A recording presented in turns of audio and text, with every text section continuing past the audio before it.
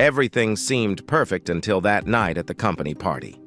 I walked in on my wife and brother, their betrayal unfolding before my eyes. The shock was paralyzing, but the true devastation came when my father exposed their plot to rob me of my inheritance and career. I felt a surge of anger and pain, but also a fierce resolve. They believed they could destroy me without consequence. They were gravely mistaken. What followed was a journey of revenge that none of them saw coming. This is my story. Enjoy watching it. The ads. We see them everywhere, all day long. They want us to be more than we are. They want us to be brave. They want us to step outside our normal lives and reach for great things. They want us to chase our dreams. Just do it, they say. No fear. You only live once. Be your best. That stuff is what got me into this mess. My name is Madeline Richards, and this is my story. It's a pretty rough story so far, but I'm still trying to get to a happy ending. A lot of the things that happened to me were unfair. By the end of this tale, I'm sure you'll agree with me. It all started about 6 years ago when I was 30. I was happily married to the man I loved. My husband, Reed, is a successful chemical engineer. He runs his own consulting business. They do all sorts of work that many people never think about. They test products for sports drinks, makeup, cars, and anything that needs to be safe for people to use or eat. We lived a comfortable life, but we weren't rich. But at 30, things were about to change. I was about to give up my easy life. I was about to face many years of hard work and less money. I was about to lose a lot of my husband's love because of something I couldn't control. My mother loved Reed, and believe it or not, his mother loved me too. I think that's why they wanted us to leave our easy life behind and step into the tough role of being parents. They wanted my body to change like theirs. They wanted to hear the sound of tiny feet running around, and I wanted that too. I just wasn't ready for it back then. On paper, having a cute baby sounded nice. I liked the idea of getting lots of attention, and I really liked the thought of Reed treating me even better than he did. I could see myself bravely dealing with morning sickness and sending Reed out for all the special things I'd want. I could imagine the funny moments when I made him go out late at night for something hard to find, only to fall asleep by the time he got back. I could laugh about changing my mind and not wanting it when he returned or getting sick after tasting it. But what scared me the most was how it would change my body. I had always been the pretty one, and I didn't want to lose that. I didn't want to be the invisible woman. I didn't want to just be known as Reed Richards' wife. I didn't want to gain the typical mom look. Sure, some lucky women stayed fit and some bounced back right after having a baby, but those women were usually rich Hollywood stars with personal trainers and doctors ready at all times. I really disliked those women. Even more, I couldn't stand the runners. My husband Reed loves to run. He ran on his college track team and enjoys watching track events on TV, even those that nobody cares about until the Olympics. There's always that one woman who takes a break to have a baby, then comes back and runs faster than anyone else. Whenever I see that, it makes me want to run after her and push her down. That's where this story begins. My mom had just left after another visit filled with hints and complaints about not having any grandchildren.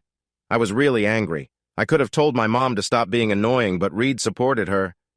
"You're right, Mom," he said. "It's time." I couldn't believe it.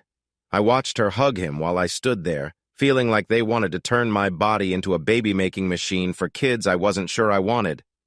"You go for it, Reed," my mom cheered. I felt so mad at her. "Yes, ma'am," he replied. "I'll get right to it." As he said this, he gave me a playful slap, while my mom looked very happy. A few minutes later, she left with a huge grin on her face. As soon as the door closed, I hit Reed on the head. "What is wrong with you?" I asked. "When did we agree to start a family? My mom doesn't get to decide what happens to my body. I appreciate that you're trying to stay on her good side, but we need to be ready for this together. We can't just start having kids because my mom wants it so she can show off as a cool grandma." "Let me explain," he started. My stomach dropped. Reed's reasoning was rarely sensible. He is the kind of guy who thought spending $6,000 on a car part was a good idea, thinking it would cost more in the future. That was 3 years ago, and it didn't turn out that way. While newer car parts were indeed more expensive, the ones for his car stayed the same price and even had discounts, making them cheaper. This is where his thinking went wrong. Reed saw it as a fair trade. Sure, he could have saved some money, but it would have meant waiting for a year or two to get the part. To him, that didn't seem worth it. But really, why did he even need that car part? What roads were there where having so much power in his car wasn't enough? I can't think of a time when he really needed 600 horsepower in a car. Maybe it's just a guy thing. Whenever someone came to visit us, Reed always wanted to show them his Mustang. The women would say, "Oh, it's a car," and that was the end of it. But the guys would always ask, "How much horsepower does it have?" I never understood why he didn't just say it had 6 million horsepower and move on. No one could prove him wrong. He would pop open the hood and show off all those shiny parts. They would nod and lean in for a better look, pretending to understand. I asked my dad about it once. He finally admitted he had no clue what those things did. He just smiled and nodded so no one would think he didn't know. But here I was, married to the one guy who really understood all that stuff and wanted even more. So when Reed started talking about us having kids, I felt scared. Since we know we're going to do it anyway, he said, why not just do it now? Let's check 1 or 2 things off our B4K list and finish them all at once. In 5 or 6 years, it will all be done. Okay, Reed, what's a B4K list? I asked. And when did we even make one? What do you mean finish them all at once? Last I checked, kids stay with you for at least 18 years, not 5 or 6. He sat me down at the kitchen table like I didn't get it, and he needed to explain. The B4K list was made up of all the things we wanted to do before having kids. The weird part was that Reed remembered almost every silly thing I wanted to try, along with his goals too. He reminded me of things we talked about when we first met. I was surprised he remembered that I wanted to learn to surf in Hawaii or ski in Colorado. Hearing him talking about my dreams from back then made me want to cry. It showed me how much he really loved me. So let's go to Europe first, he said. I vaguely remembered one of his adventurous dreams about exploring old castles and racetracks in Europe. I also realized I had promised to go with him. But those were promises made by a young woman who was very much in love. And I mean very much. My love for Reed was strong. I spent almost all my waking moments thinking about him. In those early days, I wanted him to know me and love me. I wanted him to see everything in me and love me even more. I'm afraid of being laughed at or turned away by others, so I keep one little secret hidden. Don't look so surprised. We all have secrets. I have one, and so do you. Let's not kid ourselves. I know about that folder on your computer. My secret is a small one. It's really just a fear. Hodophobia is the fear of travel. There is no way Reed is getting me on a plane, train, or boat. I get nervous every time I have to get in a car. Somehow I never told him or anyone else about this. Reed, this might not be the best time to go to Europe. You know there have been a lot of attacks, I said, feeling anxious. Okay, so we won't go to France, he answered with a smile. I wasn't really planning to go to Belgium either. Missing France would be sad, but besides the chocolate factory, what else is there to see there? It's not just about France and Belgium, I raised my voice. It's not safe to go to Europe right now. So when will it be safe? He asked. We don't have the money, I tried to change the topic. Yes, we do, he said. I opened a savings account just for this trip a long time ago. Part of our taxes, every bonus, and some of my overtime pay has gone into it. We have plenty. I was also saving for a new Mustang, but I can wait a few years. I don't really love the new model. If I use that money for the trip, then we could have fixed up the house like I wanted last year, I shouted. And we could have bought that gazebo I really wanted. I turned away, pretending to be angry, but I knew this wasn't over. Later, he came to me and said he was sorry for saving for our trip. He wanted it to be a surprise when he thought we had enough money. He joked that he was like those people on the hoarder shows when it came to Mustangs. Then he kissed me, and I lost my train of thought. I don't know how Reed does it, but Europe wasn't on my mind anymore. I wrapped my arms around him and my legs around his waist. He pulled me close as if trying to take my breath away with his kiss, but it felt like something was missing. Our clothes started to disappear. In no time, I was lying on my back, and when he joined with me, it felt amazing. We fit together perfectly. I moved my body to match his every move, and our mouths stayed close together. I loved how he tasted. I'm telling you, when we kissed, It felt like we became one. His hands moved over my body gently. He held me close and touched me in a way that made me feel special. I wasn't very big, but I felt like he appreciated me just the way I was. His hands slid down my sides and then he held me tight. The way he held me made me feel a thrill inside. Something deep within me was stirring. It felt like he was reaching my soul. I started to feel warm, and it seemed like my body was responding in a brand new way. Usually, when I feel close to something big happening, my mind goes blank. I can only feel. But this time was different. I had a vision. I saw myself with a round belly. I imagined him gently touching my tummy and talking to our future baby. Just then, I felt something amazing. It was the strongest feeling I had ever felt. In that moment, I realized that both Reed and my mom were right. I was ready to think about having a family.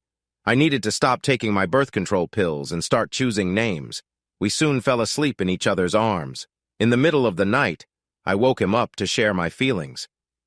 Reed did something typical of him. He said that going to Europe wasn't a big deal to him. But I knew better. I knew he was not being honest. "Honey, why don't you go?" I said. At that moment, my heart was so filled with love for him that I felt young and in love again. I thought it was unfair for him to give up his dream just because I was scared of flying or sailing. I didn't want him to feel resentful later on. When we got older and faced challenges, I didn't want to hear him say he missed out on Europe because of me. So, just a few weeks later, I was at the airport saying goodbye to him.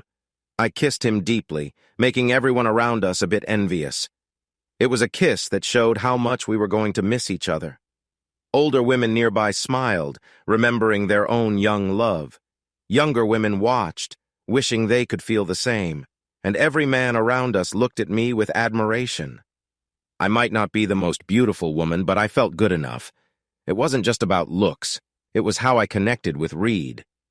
As we kissed, I felt like I was wrapped around him completely, like nothing could come between us. It was the kind of hug that only people who are very close can share after being together for a long time. It's funny how men and women see things differently. Women who saw us thought we were really in love. Men, on the other hand, thought I was giving him attention all the time. The ride home from the airport felt almost unbearable. I sent him at least 5 texts before I got home. I had a lonely night in front of the TV. I went to bed but couldn't fall asleep until he replied to my texts. It felt terrible. I've never felt so lonely in my life. It was like a piece of me was missing. The morning didn't get any better. In fact, I felt worse. I was losing my mind. My best friend, Nancy, came over. We sat in the sun on my back deck, and I shared my feelings with her. "I miss him so much, Nance," I told her. "I wish I had gone with him." "Then go," she said, rolling her eyes. "Just go surprise him." She looked a little mischievous when she said it. "I can't," I replied after thinking for a moment. "I must be like someone who would never get on a plane." Then she started to laugh. "Why do you think that?" she asked. "Because I just can't do it," I said, trying to make my voice sound serious. "Well, he'll be back in less than 3 weeks," she said. "A few days after he returns, he can tell you all about it. The museums, the art, the clothes, and what Europe felt like. I've always wondered if Europe is different from the US. I mean, each state has its own style, but overall, it just feels like America." Sometimes Nancy said really smart things without even trying. In those moments, I almost forgot how silly she could be. "Wait," I said. "What do you mean a few days after he gets back?" "Well, at first, you two will be too busy enjoying each other to talk about anything," she joked. "Will not," I said, turning bright red. "Come on," she laughed. "I've heard the two of you. Just the other night, you sounded like you were having a wild time." I quickly changed the topic just as I heard the screen door next door slam. "I can't wait to hear about all the art," I said. "I hope he remembers to take pictures. Reed isn't really into photos. I should remind him when I text him." "Yeah, I'm sure Reed will be busy looking at a lot of art," a male voice called from over the fence. "See, that's what I was thinking," Nancy said. "You just heard it from his best friend. Great minds think alike, right, Kyle?" "What are you talking about?" I asked. I knew Nancy had been interested in Kyle since they met. "You heard Kyle, silly," she said. "Your husband has turned this trip into some kind of adventure without you there." He's going to have fun with everyone while he's in different countries. I told you that you should have gone too. You could have taken a sleeping pill before the flight and slept the whole way. Now you're going to have to worry about him bringing back some bad European germs. I've heard they have stuff there that doesn't go away with medicine and can even get stronger. It's because they don't shave their legs and underarms. Nancy was going on about her usual stuff, but what she said stuck with me. As she got ready to start again, I heard Kyle laughing a lot. So when he comes back, you should face him and ask for nice jewelry and a new car, she said. Make him work hard to make you happy. You should make him do what you want whenever you want. I already have all the jewelry I need, I replied. He just bought me a new car before he got a new Mustang. And, well, it's not really your business, but he already does what I want him to. But if he's doing what you think, we could be talking about breaking up. Kyle laughed even harder, and Nancy looked at me like I was confused. I don't get it, she said. You love him a lot. Why would you want to break up? Because he's over there fooling around with other women, I said. Are you out of your mind? She said. He's just trying out new girls. It's not serious, it's just fun. He'll learn some new things and bring them back for you. It'll make your marriage more exciting. He won't love you any less, it's just fun. He'd be silly not to do it. She kicked my fence in anger. What's so funny, Kyle? She laughed. Kyle, have you ever thought about why I act like I don't see that you like me? He asked. No, she replied. Maybe. Okay, yeah. That's the reason, he said, leaving her puzzled. You're so far from the truth that it's funny. So what is the truth? I asked. Yeah, what is the truth? Echoed Nancy. And what do you mean I like you? You're making me seem desperate. I'm not... Nancy, are you free tonight? He asked. Absolutely, she said, smiling widely. Too bad I can't be in town, he said. Then he turned to me. I had to try not to laugh at how he had tricked Nancy. Maddie, you'd be crazy to listen to that guy, he said. Reed loves you more than anything. You don't have to worry about him cheating. Since you two met, you've been his dream girl. He doesn't even notice other women. I could tell he was telling the truth. It made me feel a lot better. You're silly, Kyle, Nancy added. The store where I work doesn't sell mattresses. We only sell furniture. I don't test the furniture. I just help sell it. Do you ever take customers around the store to show them the furniture? He asked with a big, dramatic sigh. Of course, dummy, she replied. So you get paid for walking people around? He asked. No, Kyle, she said, sounding annoyed. I do that for free. So you're an unpaid guide? He said. I could see where this was going, so I quickly changed the subject. So, Kyle, what is Reed doing in Europe? I asked. He's, Europing, Kyle said awkwardly. Come on, Maddie. I can't spill the beans. So he is cheating on me? I asked, feeling hurt. Absolutely not, he said quickly. He's just checking off a few things on his bucket list before he settles down and becomes a responsible dad. Told you it was something bad, Nancy said. It's not that, Kyle snapped. He's racing. He's what? I shouted. Kyle, you better tell me everything or I'll let him know it was you who told me. Kyle looked down. He went to Europe to race. That's why he chose those 3 countries. In Italy, he's going to a famous Formula 1 driving school. Then he'll drive on the Autobahn in Germany. Finally, in France, they have races where you can rent a car, race it, and even get a video of yourself racing. It's a whole tour that a lot of guys do. He's crazy about his cars and wanted to try some things before he becomes an old man. So he lied to me this whole time? I said, feeling angry. No, Maddie, he explained. It wasn't like that. He just decided to do this when he found out you weren't going with him. Before that, he was planning to visit museums and other boring tourist spots. You know, all that stuff people go to Europe to do and then come home and talk about. Oh, so I'm only good for boring stuff? I shouted. That's not true, Maddie, he said. Reed loves you. Oh, no, I have to go. I'm late for work. I was ready to explode. I was so mad at Reed that I started ignoring his calls. Looking back, I see where I went wrong. I was so focused on the fact that Reed didn't tell me everything. He didn't lie, but he left out some important things. It hurt a lot. While most people might have laughed or felt lucky to have a partner who would never think of cheating, I just got really angry. And as for racing, cars and Mustangs were part of who Reed was. He raced every time he got behind the wheel. Over the next few days, my anger only grew. Nancy tried to help me forget about it. She suggested that I go to a party with her. If he's having fun over there, maybe you should have some fun too. One reason I went was that Reed would never let me hang out with Nancy if he was around. We got to the party and it was just okay. They had bad food and drinks and the same music played as in every other party. About halfway through, one of the host's neighbors called the police, and everyone had to leave. Nancy was really upset. She had been the center of attention, with a few guys around her all night. "Forget Kyle," she whispered to me at one point. I laughed because I knew she meant it. But Kyle was out of town for work, and she was enjoying herself as usual. "Maddie, let's keep the party going or at least have a smaller one on your deck," she said. We were both a little tipsy but not drunk. "Reed wouldn't like that," I replied. "Reed isn't even in the country," she said. "He's on a whole different continent. Kyle is out of town too, so let's have some fun." I could tell she saw that I was unsure. "Come on, Maddie. I like these guys," she said. "And Reed doesn't ask you when he wants to do things. You shouldn't have to ask him either." Nancy hit a nerve. I was still angry at Reed for not being there. I hadn't answered any of his calls or texts. I wasn't drunk enough to be foolish, but my judgment was off. "Let's party," I said. I didn't know how bad that choice would turn out. I woke up the next morning with a terrible headache and a bad taste in my mouth. As I tried to sit up, I felt pain all over. My body hurt, and I was naked.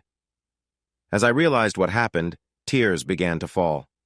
Nancy walked into my room. "Can you be quiet? I have a headache," she said. "Forget your headache," I snapped. "Your friends hurt me." She laughed like I had told a joke. "You were all over them," she said. "You kept saying you wanted to get back at Reed." When she mentioned Reed, I suddenly felt sick.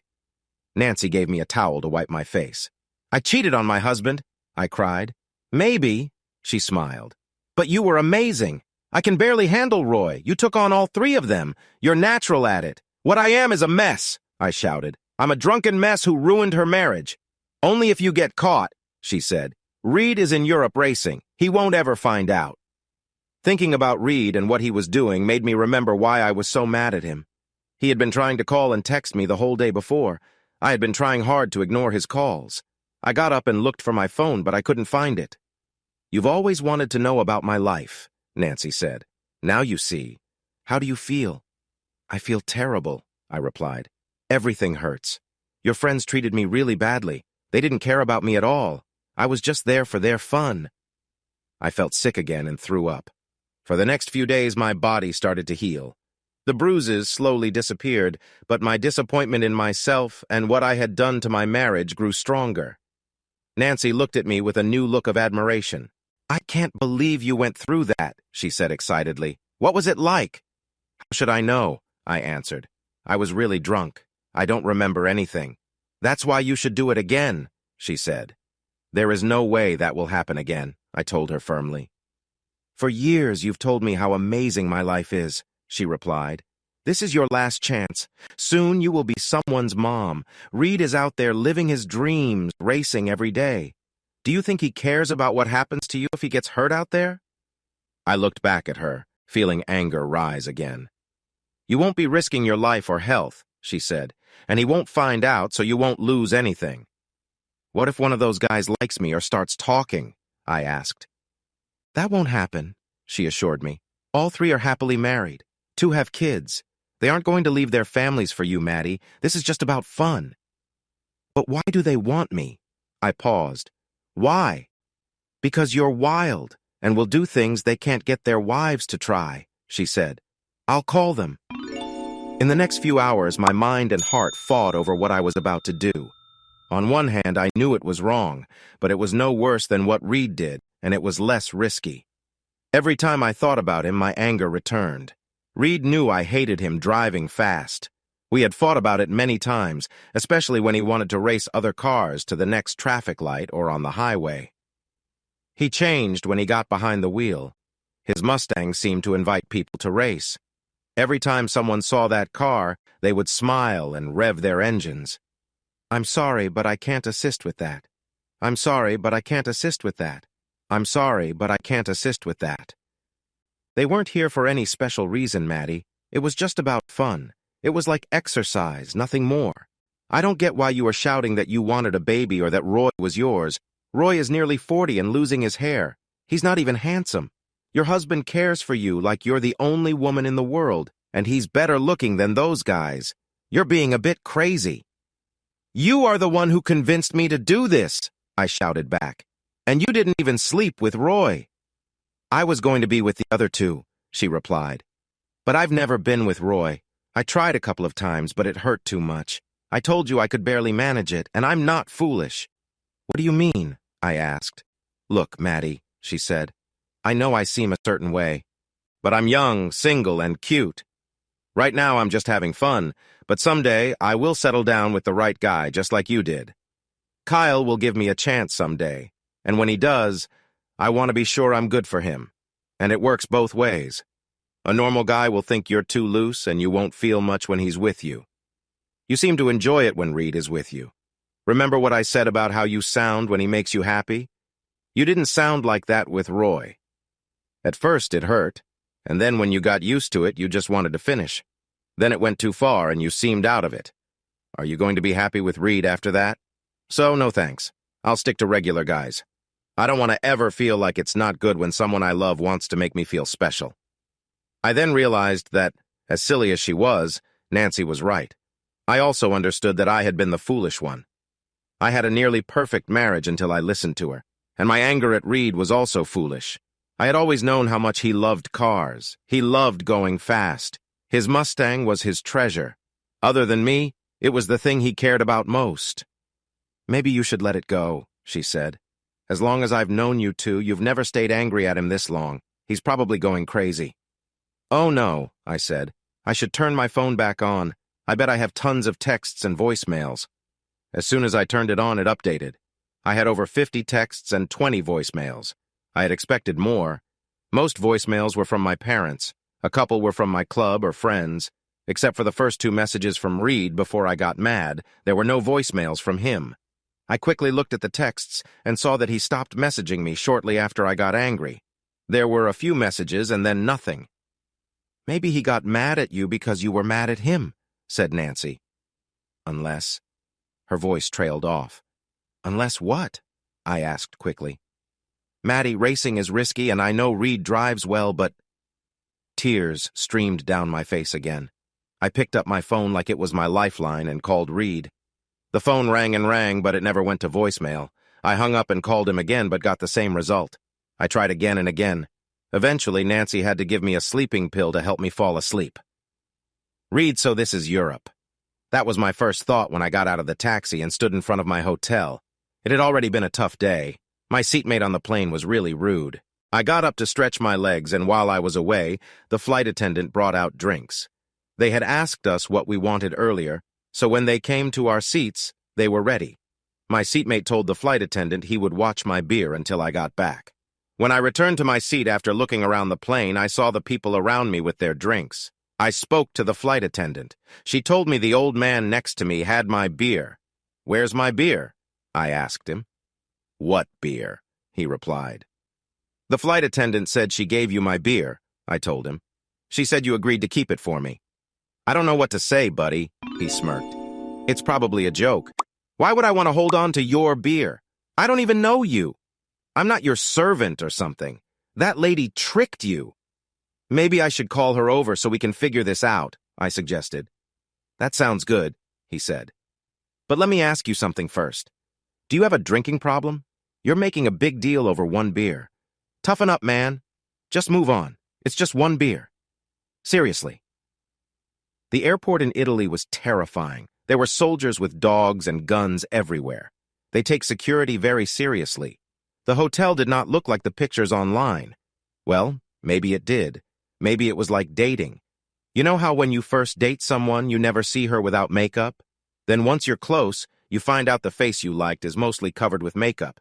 They showed the best version of the hotel on the internet. It looked brand new and nice. And maybe we silly Americans think too much. We assume things. We think there's air conditioning, room service, TV, Wi-Fi, hot water, working toilets, and a lot of other stuff that isn't mentioned in the brochure. How crazy is that? I spent my first night in Italy in my hotel room, texting and talking to Maddie. I missed her more than she could ever know. It was tough for me to fall asleep without her next to me in the old hotel bed. Another thing that bothered me was my guilt. I felt terrible for not telling Maddie what I was really doing in Europe. It was the first time I had ever lied to her, and I promised myself it would be the last. During the night, or maybe very early in the morning, someone quietly put a piece of paper with my schedule for the next few days in my room. As soon as I saw it, I felt excited. I took a shower and went downstairs to eat breakfast with my tour group. We had breakfast in a place called the Imperial Dining Room. There was nothing special about it except the name, but the room was perfect for the strange group of people waiting in it. There was a big guy with a beard and a bald head. He wore a t-shirt that said he was proud to be in the 1500 horsepower club. The back had a funny line about big tire cars.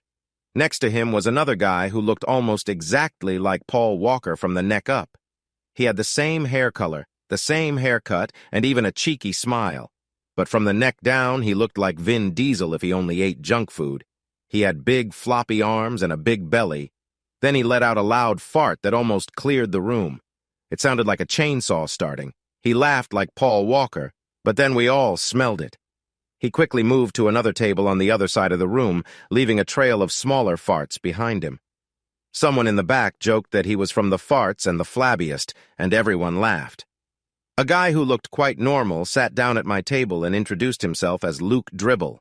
I had to work hard not to laugh. He was soft-spoken and really nice, but I couldn't shake the feeling that he was wearing funny race-themed underwear.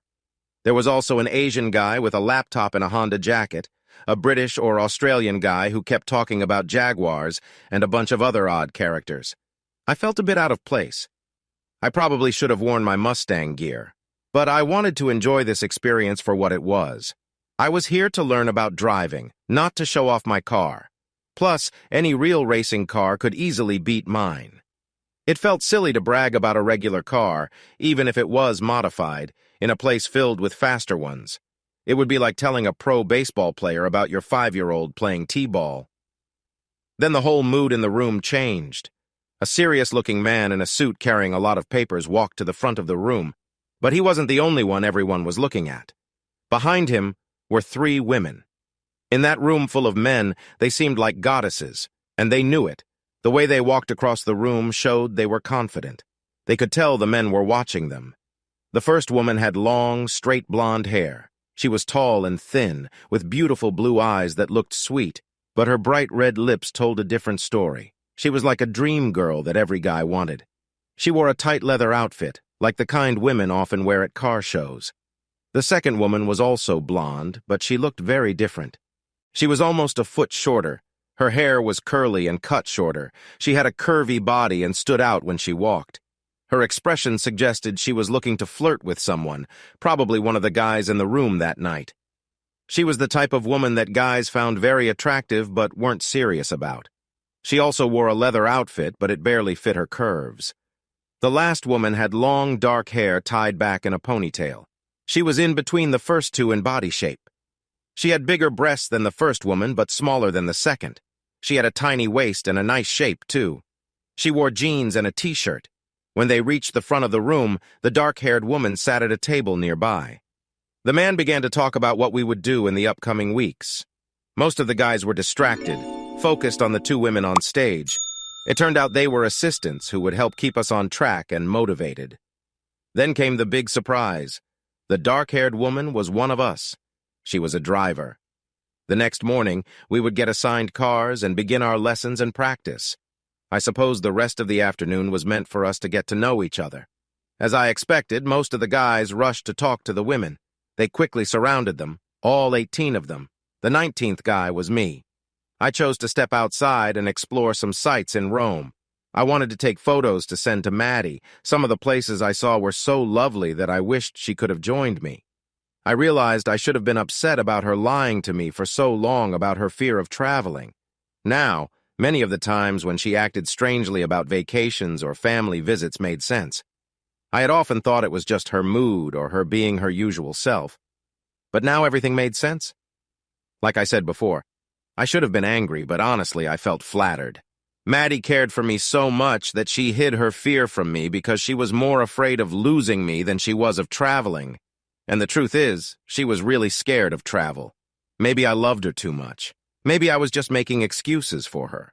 I knew that if I had lied to her about anything, even a small thing, Maddie would be really upset. But I usually tried not to worry about little things. So after spending the afternoon taking pictures of pretty things for my special person, I returned to my messy hotel room. I wanted to sort through the photos and send them to Maddie. My plan was to email the pictures to her. That way, she could open them on our computer and see them on a bigger screen. We could also talk about each photo on the phone while she looked at them. It would feel almost like she was there with me. I called her, but for some reason she didn't answer. So I sent her a text. Then I waited, and waited, and waited some more. It was strange for Maddie not to reply to me. I also knew she never went anywhere without her phone. Maybe she lost it or something happened to it. I spent the rest of the night calling and texting her until I finally fell asleep. The next morning, I woke up feeling like I hadn't slept at all. I went down to the dining room and saw that our group was already there, having breakfast. There were lots of lively conversations happening. Luke waved me over to a table near the stage. He was sitting with a couple of other guys. "Dude, I'm telling you, she was all over me," said a guy who looked like Paul Diesel. "I was grabbing that girl and it felt good. Who knows what would have happened if her friend hadn't walked in." "Where did you go yesterday?" Luke asked. I shrugged. "I visited a few museums and took pictures for my wife," I said. "She loves art and sculptures and stuff." "You missed a wild party," said one guy. "There will always be another party," I replied. "But there's only one Maddie." "Dude, for most of us, this is a vacation," said the big guy with a beard. "We're trying to take a break from our wives." "Preach it, brother," said Paul Diesel. "I have a job I can't stand and too many bills to even think about quitting. I'm married too. But every time I even look at my car wrong, my wife gets mad. I really need this vacation." "Oh, man, I have it worse than both of you," said another guy. "I have 3 kids I can't stand. None of them look anything like me. And my boss is my father-in-law." "How did that happen?" Luke asked. "I woke up next to her after a party," the guy explained. "I knew her a little before, but we'd never dated. Next thing I knew, she was following me around and I was trying to get away. A few weeks later, she told me she was pregnant. I told her I'd help with the baby as best as I could, even though I didn't have a job then. Before I knew it, her dad had found me a job, and we were planning to get married. Soon the baby was born. Just when we were getting used to our life, she told me she was pregnant again. Her dad started to look at me like I was a bad person. I couldn't believe it. We weren't even together that often, just about once a week. I guessed my chances were pretty good. After the second baby was born, she told me we needed to cut back on being together because she didn't want to get pregnant again. Her body was changing to look like her mom's, but honestly, I didn't mind much because being together wasn't that exciting. After that, every now and then, she would feel like it just to avoid arguments. But then, after one of those times, she told me she was pregnant once more. She got upset with me and left for a week. I had to ask my parents to watch the kids while I went to work. People kept asking me whose kids they were. Some said they looked like one of the guys I worked with. It struck me then that my wife used to date him and they were still somewhat friendly. I wasn't stupid, so when she returned, I confronted her, and she got angry and left me with the kids again. Her dad came to my house and beat me up. The next day, I filed for divorce. She came back crying, saying she loved me, but I wasn't falling for that. Then she did something crazy. She got 2 big guys from work to hold me down. They put something in my mouth and then left with the kids. About a week later, she returned with the 2 big guys and a smile. They took me to the police station, and I thought I was in trouble. But instead, they hooked her up to a lie detector machine. She passed the test with no problem. It turned out she really did love me and had never cheated on me, not even once. Then she gave me 2 DNA tests and showed me a paper for a treatment for the baby she was carrying. Her 2 kids were nearly 100% mine. They might not look like me, but they were definitely my kids. I was in shock. She took me outside and it was dark. She said she had a lot to explain. I was the best thing in her life. She wanted to fix things between us, but there was still one issue. She took me to a house close to ours, but we didn't go inside. We sat in the car for a while, then she led me to the side of the house and we looked through a window. There I saw her ex, the welder. I got angry right away, but she just smiled. "I knew there was hope for us," she said. "You wouldn't feel jealous if you didn't care." I didn't say anything. I was too stunned. Her brother had a really big thing. I mean, it was so big it looked like something from a movie. And it was right there with her brother. The two of them were acting like they were in love. I threw up all over the side of their house, but this was just the beginning. Her brother wanted to change his body to become a woman and marry the welder. He had always felt like a woman inside a man's body, but the welder told him not to do it. They fought about it all the time. Her brother was transgender, but the welder was just a regular gay guy. He didn't like women at all. He told her brother that if he went through with the surgery, even if he looked like Caitlyn Jenner, their relationship would end. She kept that secret for a couple of years. Helping with this was part of the strain between us. When we returned home, her parents were waiting for us. Her dad apologized to me and gave me a raise. He shared how he had felt resentful towards me because of my normal life, while he couldn't connect with his son anymore. Every time I got Angie pregnant, it hurt him because my kids were the only grandchildren he would have. I tried to be polite, but it doesn't change anything. I wouldn't have chosen to marry Angie, but now, with 3 kids, I feel stuck. I also dislike my job, but I believe I will own the business someday. Angie's sibling is saving money for the surgery and wants nothing to do with the business or their father since he can't accept his new life. That's part of why I'm here. Angie's dad had a heart attack after his child started taking hormone treatments and got breast implants. The first time he saw his child, he collapsed on the spot. He spent 6 months in the hospital, and I had to take over the business. Those 6 months were tough. This vacation is my reward for putting up with it. I just want to relax and drive some cars. If a nice European woman decides to flirt with me or show me some affection, that would be fine. So be it, shouted every guy at our table. For the rest of the trip, we called him Sobe for short. That morning, we split into 2 groups of 10. One group went to the classroom, and the other went to the track. Each of us had a partner from the other group and a car. The cars were not what I expected. The head mechanic called them Cosworths, or RS Cosworths. I later learned that they were the 5th version of the European Ford Escort. The car was turbocharged and could go up to 150 mph. Each day we had 2 classroom sessions, one before lunch and one after. We also had 2 driving sessions on the track, one before lunch and one after.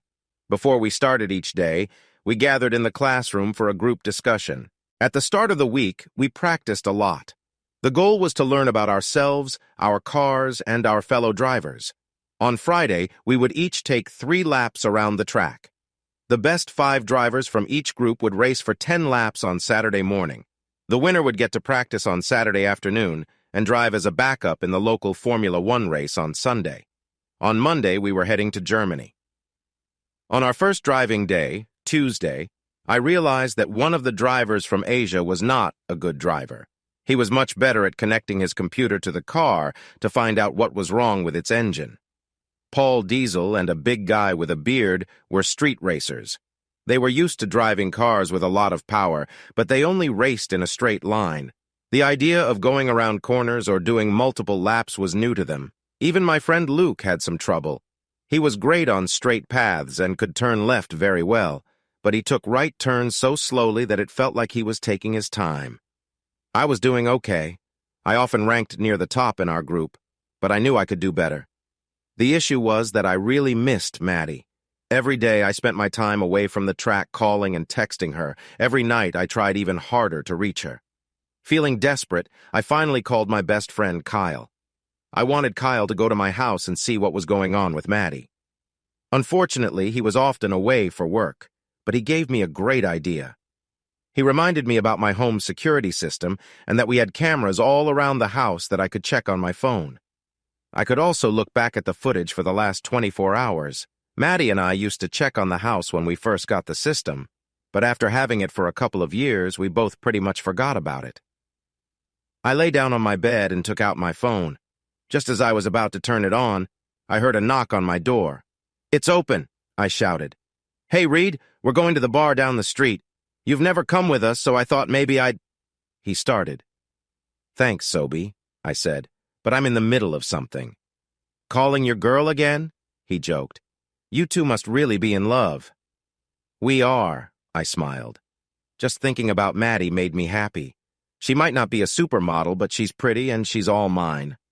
I turned my phone on and opened the Xfinity app, but I ended up laughing because it was the wrong one. I was looking at the app to watch TV on my phone instead of the right one that I needed to control my DVRs from anywhere. Finally, I found the app I wanted. I looked through the cameras until I found what I wanted. I saw Maddie talking to her friend, Nancy. I turned up the sound and listened to their chat. At least I knew Maddie was okay, but she looked upset about something.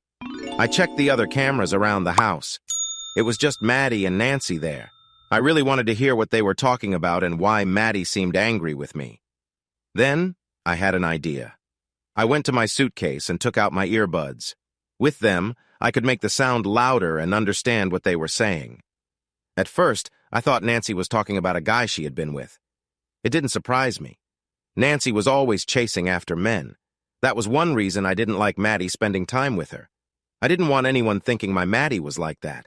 But as I listened more, I started to get angry. I skipped back through the cameras until I found what I didn't want to see. It was hard to believe. Tears filled my eyes as I watched. My wife, Maddie, was with a guy. She seemed to be laughing, almost like she didn't know what was happening. One guy got off and another got on. She didn't try to stop them. She even opened her legs for him to start. Nancy stopped what she was doing to watch. I felt sick and rushed to the sink to throw up. I looked in the mirror and couldn't recognize myself. I looked like I had aged 10 years in just a few minutes. I was sweating, my heart raced, and I struggled to breathe. None of it made sense. Maddie had cheated on me. I tried to calm down as I went back to the beginning of the video. Maddie had been drinking, but she wasn't drunk when she let those strange men into our home. From how the men talked when they arrived, it was clear why they were there. One even asked when they could take off their clothes and get started. Along with my anger, I felt really foolish. It all seemed so clear now. When does a woman not want to go to Paris? It looked like all of this had been planned from the start. Maddie had sent me to Europe alone on purpose. She had made up the whole travel fear so she could stay home and be with other men. I felt so foolish. Even though it hurt, I watched it over and over again. I wondered what those guys had that I didn't. I noticed one guy was quite big. Maybe that was the difference. Maybe my size just didn't excite her anymore. I couldn't handle it any longer. I walked out of the hotel room and slammed the door behind me. I thought breaking something might help fix how I felt inside. I took a long walk around the streets of Rome. Sometimes I was crying quietly, and other times I was thinking about getting back at someone. I found myself in front of a big fountain near the hotel. I stared at the beautiful stone figures on it. I reached into my pocket and took out all the loose change I had. I had 3 coins, a quarter, a nickel, and one of those strange Susan B. Anthony dollar coins that always look like quarters. I tossed my 3 coins into the fountain, wondering where I had heard that saying before. As I threw the coins, I wished they would dive through the water, break through the fountain, and travel all the way around the world to reach Maddie's heart. But of course, that didn't happen. The water slowed my coins down, and they barely made it halfway down. Even though I was still angry, the coins floated down and landed softly at the bottom with many other coins from places around the world that had been thrown there over time. Standing there, I began to think about what I had done wrong in my life. I went through all my mistakes, starting with when I stole cookies from the church bake sale when I was 3, and ending with lying to Maddie about why I came here. I've never said I was perfect, but I don't think I did anything bad enough to deserve what Maddie did to me. I closed my eyes and, like in the story of Dorothy, I wished with all my heart to wake up at home in my own bed.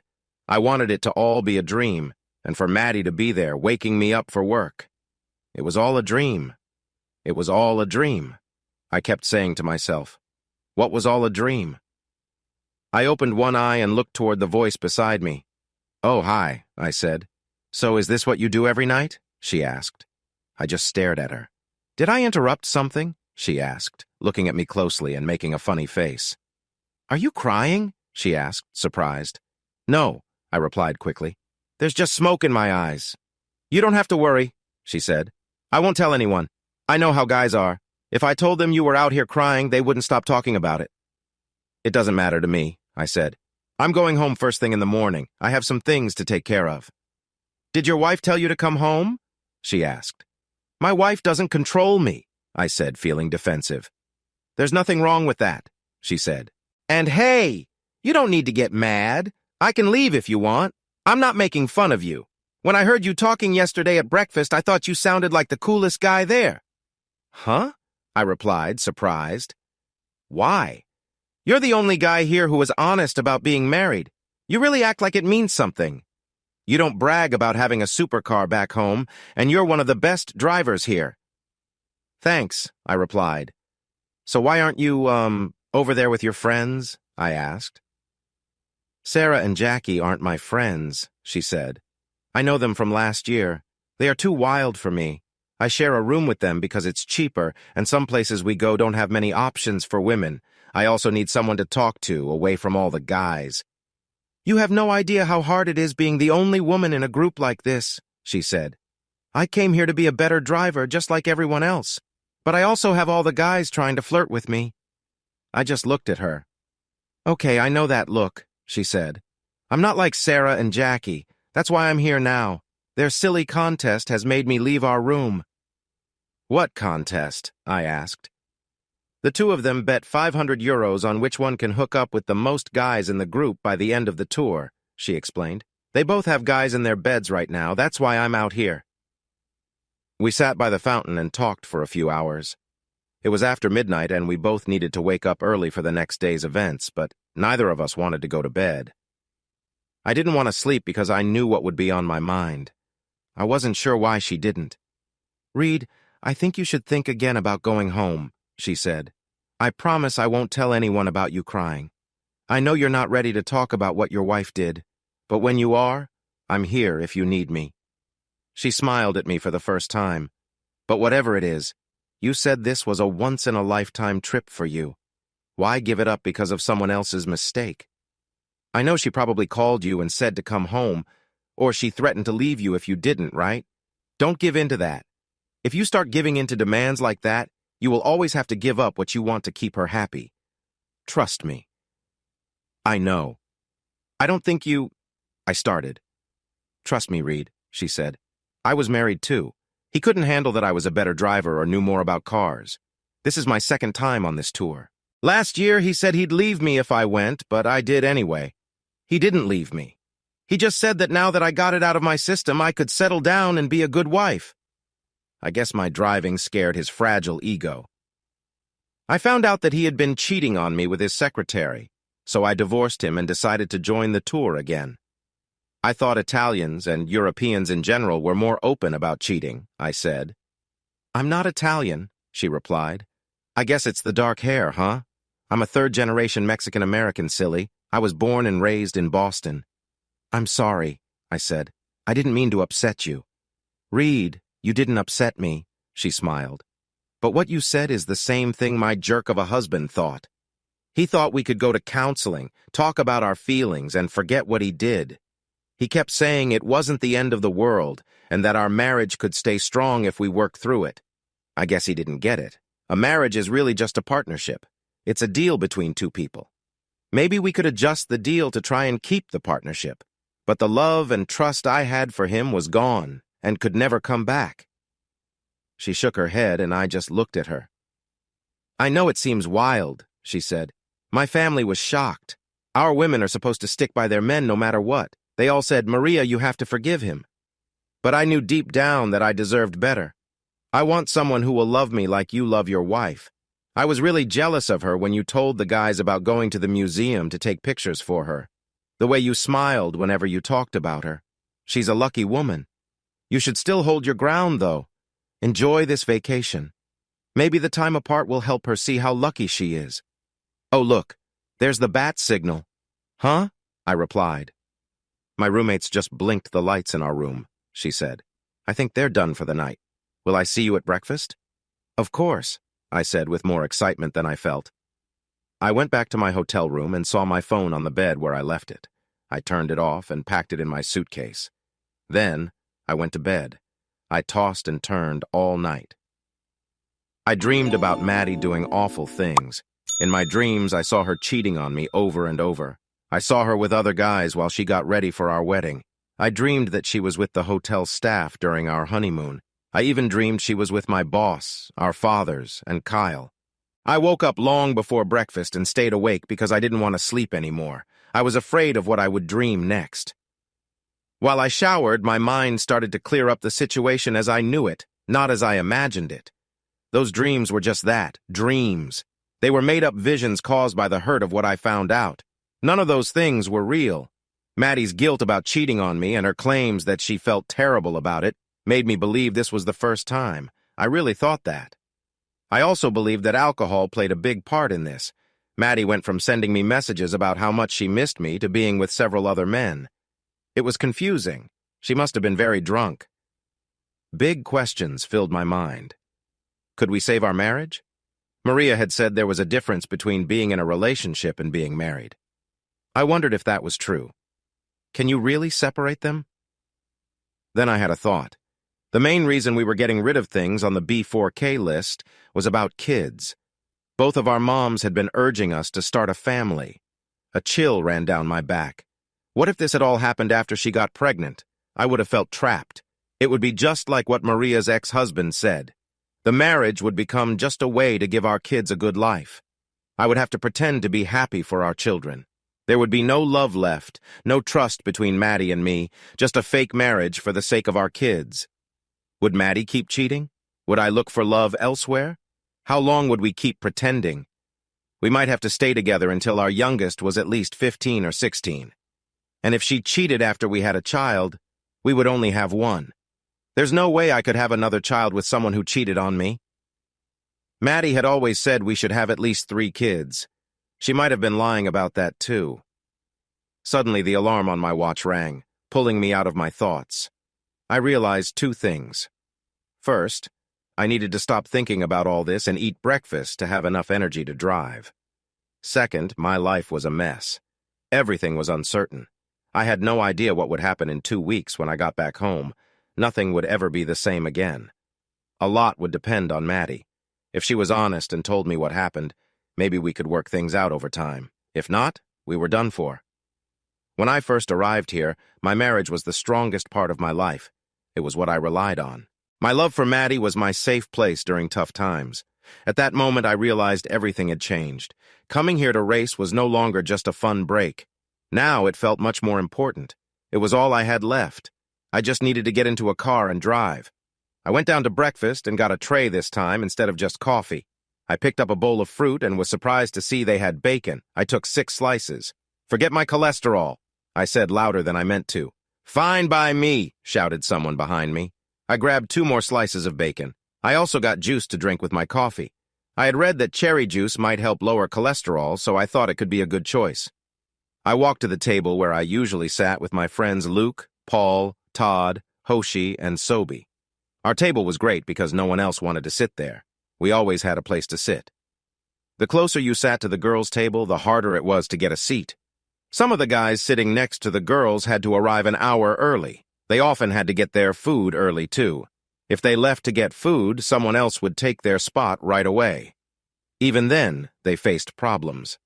If their trays were empty, many guys would ask if they were done eating and ready to go. But that morning felt different. I knew I needed to change. I wanted to make the most of my time. Instead of just having fun and getting better, I wanted to win.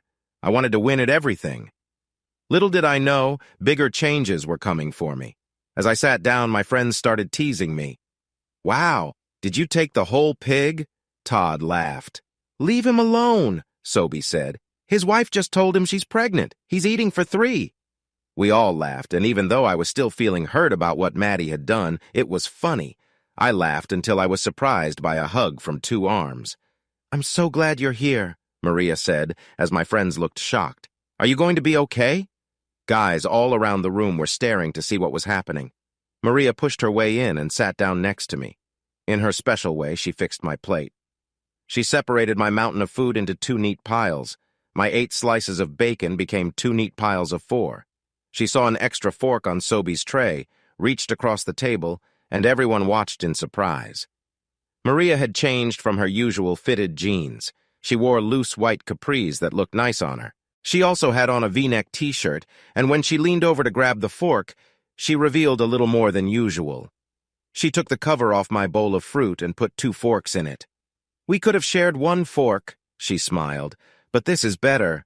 We'll have to share the coffee and juice, but don't worry, I take good care of my teeth so you won't catch anything," she added.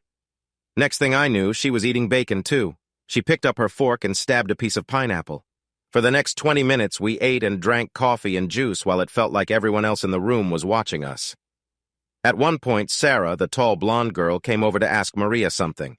Maria glanced at her and then looked at me, whispering back a quiet reply. By then, it was 9 o'clock, and it was time for us to go to our classes. Maria was going to the track, and I was heading to my class. She stood up and turned her back to me. "Reed, hold this," she said, sitting on my lap. She had gathered her long, shiny hair into a loose ponytail and asked me to hold it while she took a hair tie from her pocket. She had to wiggle a bit to get it out. Watching her move while sitting on my lap made a couple of the guys stare in shock. She quickly tied her hair into a long braid and looked back at me. "Thanks for breakfast," she said. "I'll buy you lunch. Let's go somewhere else. I'll meet you by the track." And then she was gone. Suddenly, it felt like time started again, and the guys at my table and the one next to it realized that breakfast was over, and they had not eaten. "Forget food," said Luke. "I need to know what just happened." "We'll talk about it later," I replied. "Fine!" shouted Sobe. It was a strange morning. Suddenly, details about driving and when to brake or shift gears seemed as important to me as breathing. Many of my classmates, however, were just staring at me and whispering. Our teacher, a former race car driver, realized I was interested and tried to share all his knowledge with me. Much of what he said felt like extra stories. He mixed tales of racing against Jackie Stewart with helpful tips about local roads that he had practiced on to improve his skills. I soaked it all up, hoping some of it would help me someday. After class, I headed to the track. On my way past the cafeteria, I grabbed 2 bottles of iced tea. I thought I'd keep them in my car so I could stay cool while practicing. On hot days like this one, with temperatures in the 80s or 90s, it could feel over 100 degrees inside the cars without air conditioning. When I arrived at the garage, my timing was both good and bad, depending on how you looked at it. The guy in my class who shared a car with Maria was watching her get out of the car. As she took off her helmet and driving suit, he held out a bottle of water. "Thank you so much," she said, as she wiped the sweat from her forehead. "I really appreciate it, but you should keep it for yourself. You're about to go on the track, and it's really hot out there. I wouldn't feel right taking it." She looked at me, and a bright smile lit up her face. It was so bright that the guy she was talking to turned around to see me. "My friend has it all figured out," she said. I was unsure about what surprised me more. Was it her beautiful smile, the angry look from my classmate, or her saying I was her friend and that she thought one of my iced teas was for her? Honestly, I had no idea where she got that idea. I was sure both drinks were for me. I could feel my classmate's hate directed at me, not at her, and when she patted him on the shoulder and walked over to me, it seemed like his angry look got worse. She came to me, grinning while looking at my 2 big bottles of Snapple iced tea. "Made from the best stuff on earth," she giggled. She didn't notice that at least 10 guys were watching us closely. "Maybe it's the second best stuff," she said, poking me in the side as if I understood what she meant. "I'll take the raspberry," she decided, choosing my favorite flavor. That left me with peach tea. Then she brushed my very short hair back for some reason. I didn't understand why she'd do that since my hair was so short. It was as if I was trying to look fancy. I also didn't know why all the guys were staring at us. It didn't make sense. The guys in her class should have been heading for the showers, and the guys in my class should have been checking their cars. Maria wrapped her warm arms around me and hugged me again. My hands went to her waist without me thinking about it. She was the first woman I hugged besides Maddie since before I got married. It felt nice. "Make sure to shower before lunch," she said, and then turned to leave. And it all clicked for me. The white capri pants she was wearing were soaked with sweat and almost see-through. The guys were staring at her backside through the thin fabric. She was wearing a very small pink thong that showed everything. I quickly took her driving suit from her hand and wrapped it around her waist. Some of the guys watching us booed loudly, and I even heard a couple of threats aimed at me. Maria looked angry at me for taking her suit, but then she realized what was happening and turned her anger towards the guys booing me. "At least there's one gentleman here," she snapped. "Sorry, Reed," she added softly. Then she leaned in, pressed her warm body against mine, and kissed me. and I don't mean just a quick kiss. It was a deep kiss. "See you at lunch, Reed," she smiled. I scrambled to put on my driving suit and helmet, feeling mixed up inside. Did I just go behind Maddie's back? At that moment, I didn't care about Maddie at all. In fact, I almost forgot who she was. People often talk about those moments when everything suddenly makes sense. That morning, as soon as I sat down, I focused only on driving. At first, I drove the same way I always did. I zipped in and out of traffic, trying to get ahead of other cars. But as the heat rose and drivers stepped out to cool off or grab a drink, the track became nearly empty. I decided to try some of the tips from the instructor about braking and shifting gears. I aimed to take every turn as we had practiced in class.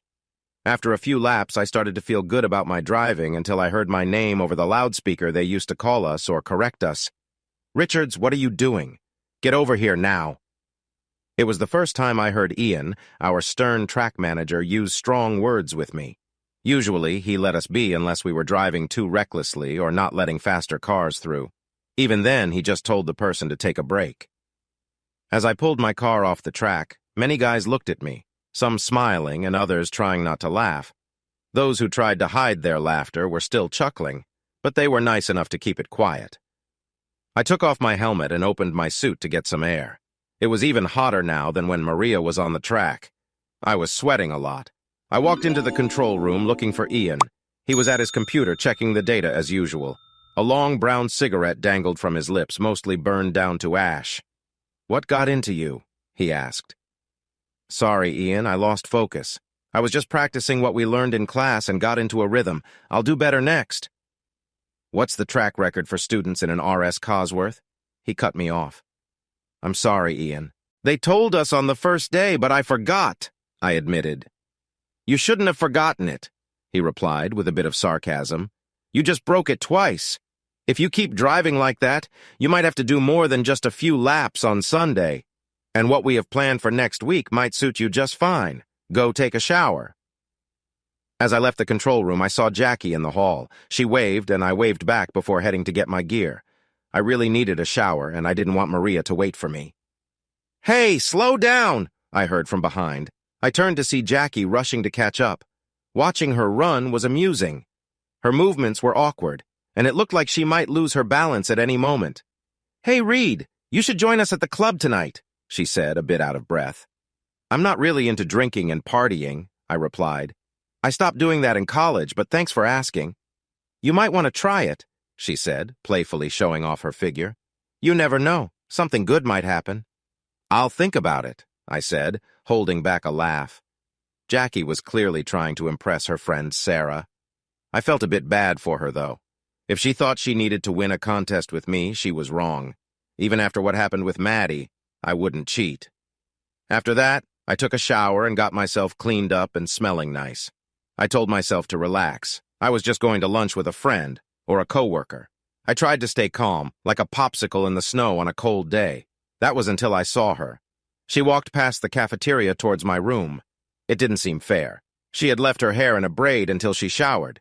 Now it fell in beautiful waves down her back almost to her waist. She was no longer wearing capris. Instead, she wore a short, frilly skirt that was fun and lovely at the same time. Her top had changed to a scoop neck that clearly showed off her figure. Her legs were stunning. They were the best I had ever seen. Compared to Maria's legs, Sarah's looked too thin, and next to Jackie's, Maria looked much more fit. Her feet were in cute sandals with straps that wrapped around her calves. As she walked by the cafeteria, everyone noticed. Even the guys sitting with Sarah and Jackie stood up. When she saw me, she smiled brightly. In that moment, nothing else mattered. "Guess what?" she said excitedly. "We have the afternoon off. They said it's too hot to drive the cars." I can't really explain how great that afternoon was. After lunch, we visited a few museums and then hit an ice cream shop. They called it something fancy in Italian, but it was just ice cream. We lost track of time, and by the time we made it back to the hotel, it was already past dinner. We hugged goodbye and wished each other luck. We both needed to race the next day. She told me not to stress. I just had to place in the top 5 of my group to move on. When I got back to my hotel room, I felt happier than I had since leaving home. But soon enough, I started to think again. I wondered how much of what happened with Maddie was my fault. If I had never left home, would any of this have happened?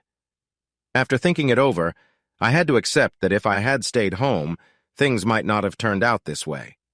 In the end, what happened was just a twist of fate that led to a lot of lies. Each lie made things worse until our marriage fell apart. Maddie lied about her fear and about going to Europe. To hide her guilt, she told me to take the trip alone. She felt lonely and missed me for the first few days, and I guess that was her way of punishing herself for lying. I lied too. I came here to race, but I never told her that. I didn't even drop hints about it. So now, my punishment is seeing my wife with other men. It just doesn't seem fair. I thought about checking the video cameras again, but decided I had enough from the day before. I didn't think she would do it again, but I didn't feel strong enough to see it if she did. Plus, she had been drunk the first time and said she felt really bad after. Then I realized I was not being honest with myself. I wasn't scared to watch more video. I was scared to text or call her. I didn't know what to say or if I even wanted to talk to her. More than anything, I needed time to figure out if we still had a marriage. If there was a chance to save what we had, talking with her now would not help. I could already picture how that talk would go. "Hey, Reed, I missed you," she'd say. "Probably as much as you miss being with other men, right?" I'd shout back. Then I'd really lose it. But before that could happen, I heard a knock at my door. "There's a party in my room," said Maria. "I'm sorry," I replied. "I just don't feel like partying." "Me neither," she said, walking past me with a bright smile. "It's not really my kind of party anyway. 5 guys and 1 isn't even part of our group, plus Jackie and Sarah. Not my scene, so I'm just going to stay on a friend's couch." She looked around my room. "Where's the couch?" "It's a love seat," I said. "It's under my suitcase and some stuff." I pulled my racing suit and a suitcase off the small sofa. "You can have the bed," I offered. "I knew you'd say that," she replied. "Of course you did," I laughed. She tossed me her purse. "There's a little notepad in there," she said. I opened it up and found the pad. The first page said, "Thanks for giving me the bed, Reed." After that, she went into the bathroom. I was clearing things off the love seat and getting a pillow and blanket. When she came out of the bathroom, my jaw dropped. She had tied her hair into 2 long ponytails on each side of her head. She was wearing small square glasses and no makeup. She was wearing a one-piece pajama suit that covered her body from neck to feet. The outfit was tight and showed off her nice curves. It hugged her shape closely. I could tell she wasn't wearing anything under it. "Sorry," she smiled. "No fancy underwear this time, but I can give you the key to my room if you want to watch Jackie walk around." "No thanks," I said. "I would much rather look at why—" I stopped myself just in time. Well, maybe I didn't. But she let it go as she climbed into bed. "Good night, Reed," she said. The next morning was surprising. Maria woke up very happy, smiling like she had a secret whenever she looked at me. She even went through the breakfast line with me. She picked out some food I wouldn't usually eat. She also stared at every bowl of fruit before choosing one. "Why are you taking 2 bowls of oatmeal?" I asked. "The strawberry oatmeal is mine," she replied. "The maple cinnamon is for you." "Oh no, it's not," I said. "I don't like oatmeal." "Don't start with me," she said. "We are racing today, and oatmeal will give you energy for the whole day." "All right then," said a voice behind us. We sat down with my friends, and it felt like everyone in the room was watching us. Some were curious, while a few looked angry or jealous. "Reed, I think I lost one of my hair clips," she said as she arranged our food. "It's probably in your bed." At that moment, everyone nearby dropped their jaws, silverware, and a few plates as she kept talking. "You snore, mister. It's not loud or annoying, it's a soft buzzing. It was kind of nice, I liked it. I thought it was cute," she said. "Maria," I said, trying to get her attention. She looked at me and smiled again. I pointed my finger around, showing her that most of our group was listening. She shrugged, took a spoonful of her oatmeal, and ate. "See, Reed," she said, "we didn't miss anything. If your friends are so curious about what we did, they must not have had much fun. I did, though. Did you?" I could feel all 19 guys in our group looking at me, waiting for my answer. "I think yesterday was the best day of my life," I said. Then the day started. We were surprised to learn what was next. We were told classes were over, and it was time to race. We went to the track and found all 10 cars ready to go. Luckily, Maria's group got to race first. They all pulled numbers to see where they would start. I thought it would be like a NASCAR race where drivers win the best starting spot by how fast they go in practice. Maria was starting in 7th place. "Last year I was 9th, she said with a smile. "It doesn't matter. I just need to finish 5th and then we can race together tomorrow." "I'm not sure I want that," I replied. "I wouldn't want to have to pass you." "Come on, it's just a race," she said. "I want you to do your best. Now, help me get into my car." When we got to her car, the guy from my class who shares it was there. "I'm here to help you get ready," he said. "You're so sweet," she said. "But Reed can help me." He smiled, wished her good luck, and told her to be careful with the car because he needed it next. Then he walked away. I held her helmet while she slid into her racing suit. Then I held her hair as she braided it. Just before she put on the helmet, she looked at me and smiled. "Reed, can I ask you for one more thing?" she said seriously. "Sure," I said. "Anything." She shook her head like I didn't know what I was saying. "I need a hug for luck," she said. I wrapped my arms around her and pulled her close. For a moment, everything felt perfect. When I finally let go, I felt a little dizzy, and my shirt felt tighter than before. I looked across the track at my friends. I expected to hear Sobi say something funny, but he just looked shocked. I walked away feeling confused. Everyone was excited for the race. As I walked under the bleachers to find our seats, I saw the guy who had offered to help Maria. I nodded at him to be polite. "Hey, Reed, right? Congrats, man," he said. "You got her first." He held out his hand for a high five. "What do you mean?" I asked. "Dude, you know about the contest, right?" he said. "Well, those girls aren't trying to hide it, so the guys are competing too. The first guy to hook up with all 3 of them wins. I've already been with the other 2. "Maria isn't like them," I said. "We're just friends. She stayed in my room last night, but nothing happened." "From that hug and the way she looks at you, it seems like you're missing out," he said. "So if you're not going to date her, can you step aside so I can?" "Maria isn't that kind of person," I said firmly. "She's not going to be a prize for you. It won't happen." He laughed. "She's a woman. If she wants to, she will," he said with a smirk. "If I had your chances, I'd have already been with her. So why not let me have her for a bit, and then you can have her back?" "You're asking the wrong person," I said. "Maria can do what she wants with whoever she wants." "Dude, she's a girl. She doesn't know what she really wants," he replied. If she had spent the night in my room, she would have gotten what she wanted, whether she realized it or not. They often act like they don't want it at first. But once you warm them up... Uh-oh, I was trying to stay calm, but I got really angry. I dropped the helmet I was holding and stepped closer to him. "So anyway, you need to go and deal with that girl or get out of my way," he said. At that moment, I grabbed him and shoved him against the side of the building. I pulled my fist back, ready to hit him, but then I felt something grab my arm. "He's an idiot, Reed," Maria said. "He's not worth it. If you hit him, they'll kick you out. You won't be able to race. He has a better chance of winning a race than getting anywhere with me. If you need to beat him, do it on the track." I let go of him, and he walked away angrily. I looked down at the ground. "I'm sorry," I said. "Shh," she laughed. "I'm glad you took my helmet. I was coming to get it back and heard most of that." I picked up her helmet and handed it to her. She smiled again. "So, Reed, why did you take my helmet?" she asked playfully. I stared blankly and shrugged. "Maybe it has to do with blood flow," she joked. "I think that hug took yours away. Delgado, are you racing?" We turned and saw Ian staring at us. She quickly nodded and ran to her car. It was funny. With half of my friends on the track and the other half with me in the stands, you'd think I would be torn. But that wasn't true at all. "Hey, do you want to bet on it?" Paul asked. "Bet on what?" I replied. "On the race," he said. "I know you want to bet on your girl to win." "Maria isn't trying to win," I explained. "She's being smart. This is a qualifying race. She just wants to be in the top 5. She's starting in 7th place. She has 3 laps to pass 2 cars. He looked at me strangely.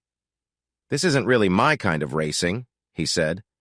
"But hearing you talk like that makes me see I have as good a chance as anyone." "Exactly," I said.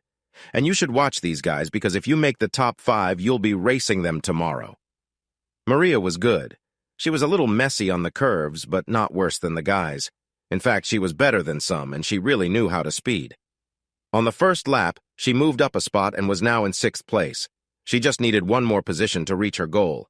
What amazed me most was Luke. He started in 1st place and was 3rd by the end of the first lap. He was fast on straight parts of the track and did well when turning left. But when he had to turn right, it was like he was driving in reverse. By the 2nd lap, Maria pushed her way into 5th place and pulled ahead of 6th place. Luke was in 4th place.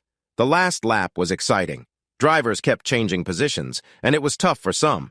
During a busy moment on the slalom part of the track, Luke dropped to 6th place. But he zoomed out of the curves and managed to pass the car in 5th place by just a tiny bit. Our friend Hoshi was in 8th place. Todd was in last place. I rushed to the track as soon as the race ended. Maria was so happy that she jumped up and down as she got out of her car. She dropped her helmet and jumped into my arms. She finished 3rd, 2 spots better than she needed to. Considering where she started, she did much better than last year. Sarah came over while we were hugging. "Hi, everyone," she said happily. "Maria, will you use the shower in our room?" Yes," Maria laughed. "I'm tired and sweaty. I need a long shower before I watch my second favorite driver qualify." "Reed, can Maria use your shower?" Sarah asked. "I want to use our room to help one of the guys who didn't do as well. Jackie will help too." "That's fine with me," I replied. "Do I have time to get some clothes before you start your helping or whatever it is?" Maria asked, annoyed. We went to the hotel. While Maria got her clothes, I made some plans. She returned to my room a few minutes later, still upset. "It's bad enough they do this at night," she complained. "Hurry up and shower," I said. "You can't rush me," she replied with a smirk. "I need time to look nice for you." "If it takes too long, we won't have time for your surprise," I said. "And besides, you're already beautiful." Her face lit up. "I have a surprise?" she asked eagerly. "Call me before you get out of the shower," I said. She went into the shower, her mood brighter. I called the front desk and had them bring everything up. We moved things into the room as quietly as we could. Even so, we almost ran out of time. "I'm done!" Maria shouted. "Don't put on your clothes," I said. "Put on the robe hanging on the hook." "Okay, I'm robed," she said. I opened the door and took her hand, putting a sleep mask on her so she wouldn't see anything. I led her into the main room. "Oh my God, what is that smell?" she asked. "No, what are those smells?" I led her to a table in the middle of the room. The table was soft, and I helped her sit down and then lie on her stomach. "Open your mouth," I said. She opened it without fear. I fed her a piece of a strawberry dipped in chocolate. The look on her face was priceless. I gave her a skewer and let her take off the mask. There was a bowl full of fruit chunks and a big dish of melted chocolate. As Maria ate, I started putting apple lotion on her feet, and then I began to massage them. I spent a long time working on the bottom of her feet and her toes, then moved up to her ankles and calves. Maria's legs were very smooth, and it looked like she had just shaved them. As I rubbed her tired muscles, I could hear her soft sounds of pleasure. "Oh, Reed, that feels so good," she said with a smile. That's when I heard a soft knock on the door. "It's open," I called out. Sarah and Jackie peeked into the room a little nervously. Jackie's eyes widened when she saw us. "Well, that's not what I thought you two were doing," she said, showing a mix of feelings. "We came to say sorry," said Sarah, "but it looks like you found a nice way to relax." Jackie dipped her finger into the warm chocolate and tasted it. She reached for a piece of pineapple from the fruit bowl, but Maria grabbed it back. "Mine," she said. "Don't you have work to do?" "We're finished," said Jackie. "The next race doesn't start for 40 minutes. We have about an hour before we have to help anyone else." She looked straight at me when she said that. "Reed, if you weren't going to be in the top 5, we would help you too," said Sarah. "No way," said Maria in a strong voice. "What do you mean by that? It's his first time racing on this track." "All he has to do is drive," said Jackie. "Ian is starting him first for safety." "What does that mean?" asked Maria. "You don't know?" said Jackie. "Reed broke the track record twice yesterday." "You did?" Maria turned to look at me. As she turned, her robe opened a bit, showing me something special. The sight left me a bit stunned. "Wow, you weren't kidding, Maria," said Jackie. He really doesn't brag about himself. After Sarah and Jackie left, Maria kept eating her fruit while I continued to massage her legs up to her knees. Coward. she teased when I finally stopped. Maybe you forgot, Your Highness, but one of us still has to race, I replied. We reached the track with 10 minutes to spare. Ian was giving out the starting spots, and just like Jackie said, I was starting first. I wonder when she has time for Ian, Maria said jokingly. We lined up. There were 3 rows of 3 cars each, and 1 car by itself at the back. As soon as the starter waved the flag, all 10 cars roared to life together. At the first turn, a sharp right turn loomed ahead. I remembered Ian's advice. I waited until the 2 cars beside me had hit their brakes before applying mine. Since I slowed down later, I shot ahead into the lead. I focused not on going fast, but on driving in the right way and knowing when to change gears or slow down. I was driving just like I had the day before, and everyone in the stands was going wild. My lead kept growing, but that wasn't my main thought. I needed to do better in the slalom section. There were many turns, and they were tricky. I listened to the sounds of the engine and brakes. My second lap was faster than the day before. It was another record on the track. The strangest thing happened on my last lap. I looked up and saw a car in front of me. I thought maybe I lost my focus and didn't notice when he passed me. As I went into the last turn, I used my late braking technique to catch up. Just like Luke, I pushed myself and got ahead by half a car length. I waved at the driver to show I wasn't upset. After all, one of us had to win, and the other would come in second. But as I stopped my car, the other driver kept going. I laughed. The guy was doing a victory lap, I thought.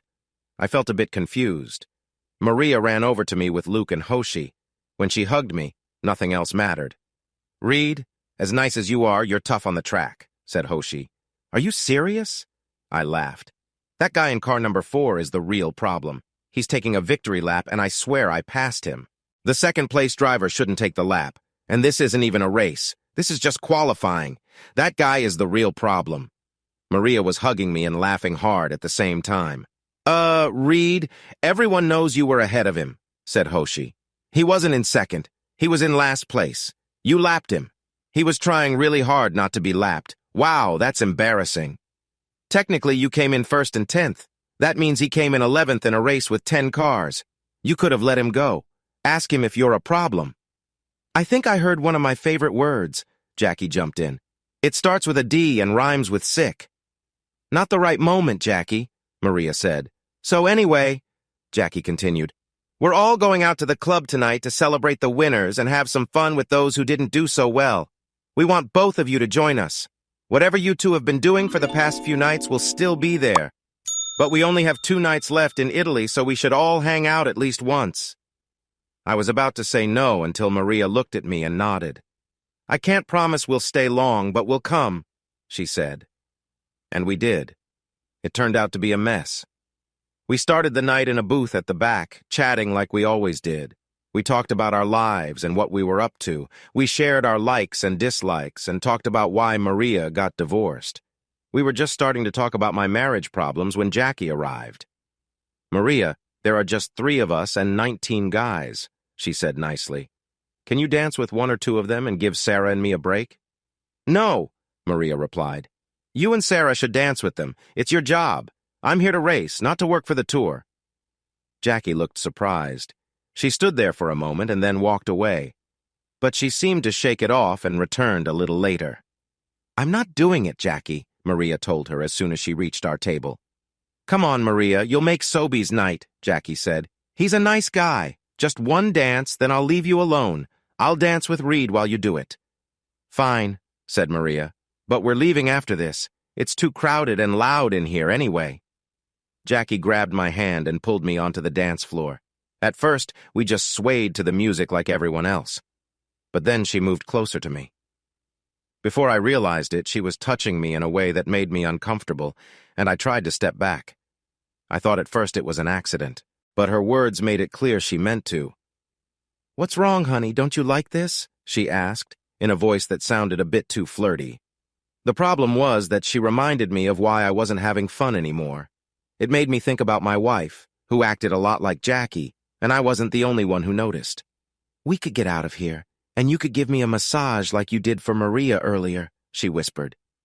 I don't think... I started to say. Don't think, baby, she purred. Just do what feels good. There's a lot I'd like for you to feel. I don't think so, Jackie, I replied firmly. Reed, I don't bite, she said. We could just... He said no, Jackie, Maria interrupted, sounding fierce.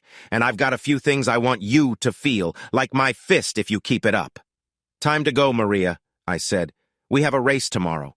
Remember what you said earlier? It's not worth it. You know she planned this whole thing, Maria said angrily as I led her out of the club. Good luck, Luke, I called to my friends as we walked by their table. See you tomorrow. She just wanted a chance to rub those big boobs all over you, Maria muttered. Hey, guys, I said to another group at a table. And even when you tried to get away from her, Maria continued as if we were still talking about it. Don't you like them? She complained, trying to sound like Jackie. Then her eyes lit up and she turned to go after Jackie again. I grabbed her arm and pulled her out of the club. She was so angry I thought steam might come out of her ears. We wandered through the streets, headed toward the hotel. As we walked, my hand slipped down her arm until I was holding her hand instead. She seemed to relax then. We ended up sitting on a bench in front of a fountain. We stared at the water for a while, watching the statues that helped shoot the water up into the air. Reed, what were you doing the night I first saw you here? She asked. Long story, I said. I have time and I want to know. She smiled, snuggling against my arm. I looked into her eyes and saw she was serious. So I decided to share what was in my heart that I had been trying to ignore for the last 3 days since I found out what Maddie had done. I told her about what Maddie had done and how much it hurt me. I admitted I had no idea what to do next. I had pretty much decided that when I got back, I would give Maddie 5 days, 1 for every year we had been married, to tell me the truth. If during those 5 days she admitted what she did and showed me our marriage was worth saving, I would try to forgive her. But of course, we would have to wait a few years for kids to make sure we were stable first. Where do kids fit into this? She asked, looking at me with those big, innocent brown eyes that made me feel like I could get lost in them just like I could in the fountain's water.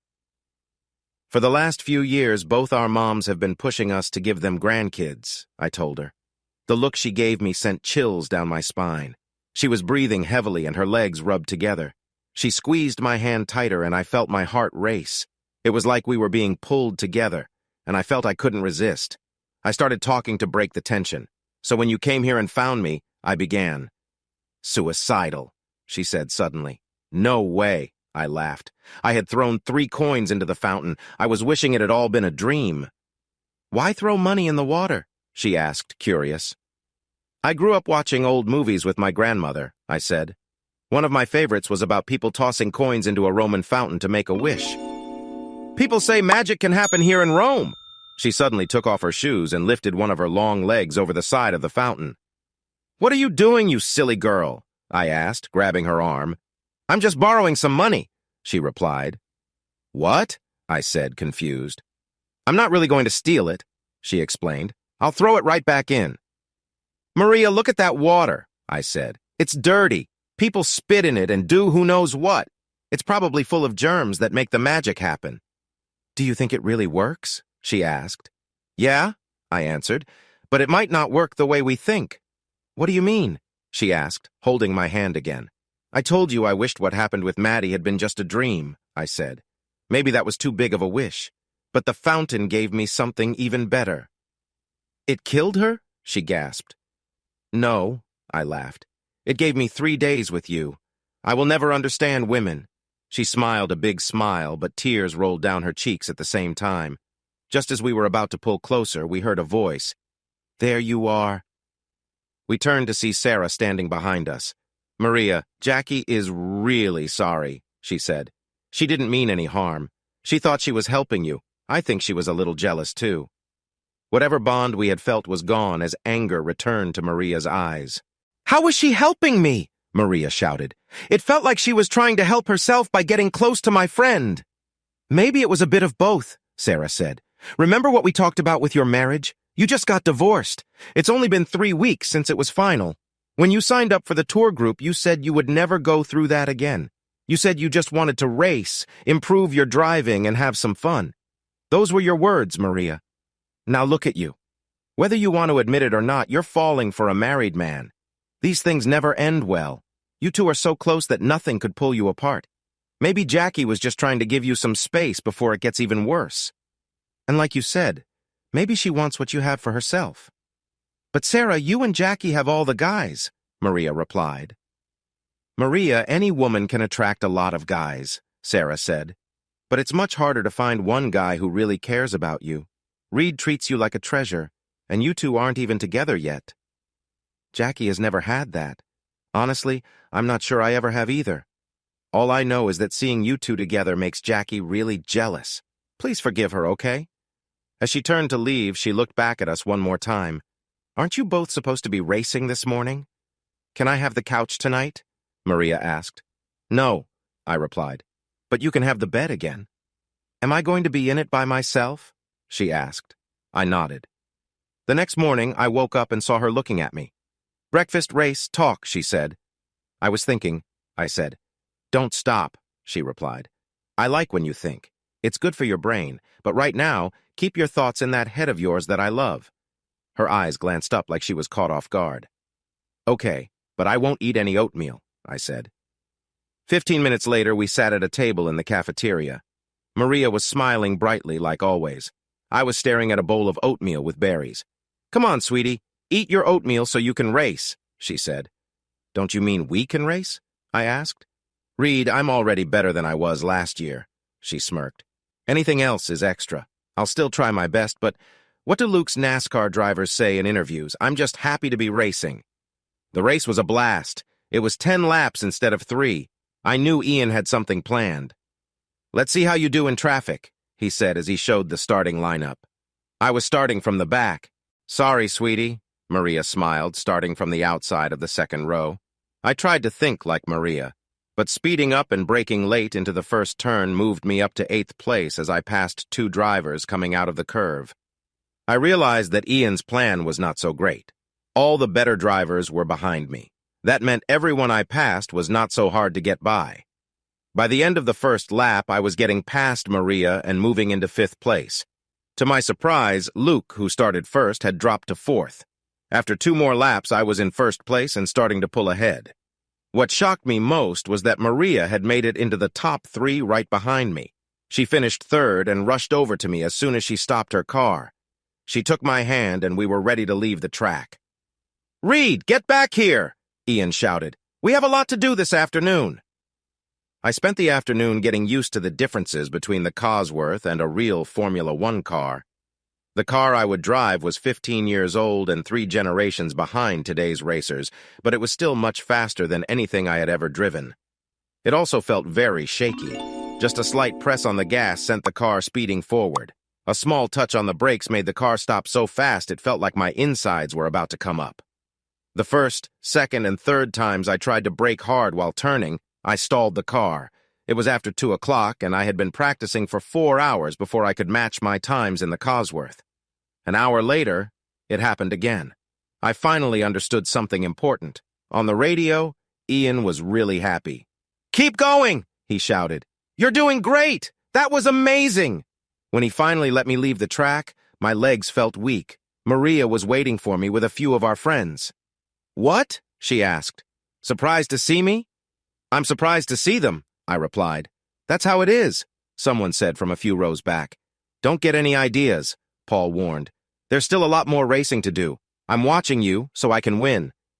I cleaned our car, Maria said. Yours or mine? I asked. Ours, she answered. I talked to Ian about the mix-up with Jeff. Who's Jeff? I wondered.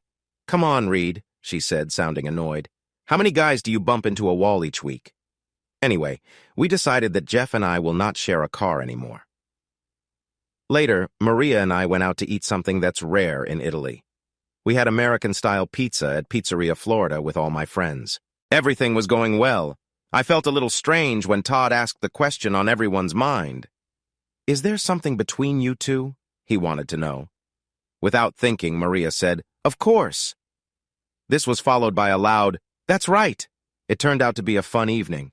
We ate, danced, and laughed. During one dance, Maria and I were close, and then her phone buzzed. She pulled it out and said, Michael, why are you calling me? Looking upset. She turned away and started talking softly. I stood there for a bit. Then I walked out of the restaurant for no reason. The cool air outside felt strange. I headed back to the hotel and went to my room. I had been so busy racing that I had forgotten about my life back home. As soon as I turned my phone back on, it got a connection. There were at least 50 messages from Maddie. There were also many voicemails. For a moment, I wasn't sure what to do. I decided to wait and see what Maddie would say. I checked the video from the security cameras again. Somehow it showed old footage and I froze. I saw Maddie talking to Nancy, but they were wearing different clothes. I zoomed in and put on my headphones. Nancy was saying that Maddie had been asking for something and that she got it. I felt so angry I could hardly see. I turned off the live feed and looked back at the old recordings. Since I had done this before, I found what I needed faster. This time, the party was in my living room. I watched long enough to see that Maddie wasn't drinking this time. She clearly knew what she was doing. There were no excuses. If anything, this second time felt worse. Maddie wasn't just lying there. She was taking part in everything. She asked the guy to be with her and said she wanted to start a family with him. She told him that she was his. It's hard to watch someone you thought would always be yours give herself to other people. People who share their partners are really something else. I knew I could never be with Maddie again. Our marriage was finished. There was no way to go back. As I watched her with 3 different men, my heart hurt. I wondered how I ever chose to marry her. I took my earbuds out. I saved the video again. Even if it couldn't be used in court, it would help me break free from her. I was having trouble breathing. I tried to take slow, calming breaths. That's when Maria came to me. I felt her arms around me. Her love and strength made me feel safer. She hugged me tight, and we fell onto the bed together. Next, we were kissing. At first it was gentle, but then it became more intense. I felt like I was losing control. I wanted her more than anything. The attraction I felt was strong. The sight of her was driving me wild. Maria was making soft noises. She looked upset when I sat up. "Reed, come back here," she said with a fierce tone. "We're not doing this," I replied. "Why not?" she asked almost angrily. "Don't you want to be with me?" she asked, her tone now softer. I held up my phone to show her. "Wait, are you watching something like that?" she asked with a sigh. "This is my home security camera," I explained. "It looks like Maddie is at it again." "So can't we be together then?" she asked. "No, Maria," I said. "We are not the same. I don't want to be close to you just because I'm angry about Maddie or because my pride is hurt." I took her hands in mine. "Maria, I feel really confused right now. I thought I would feel worse about Maddie, but I don't care about her anymore. But then I think about what Sarah told me about you wanting to just have fun. Sometimes I feel like that's all I am to you.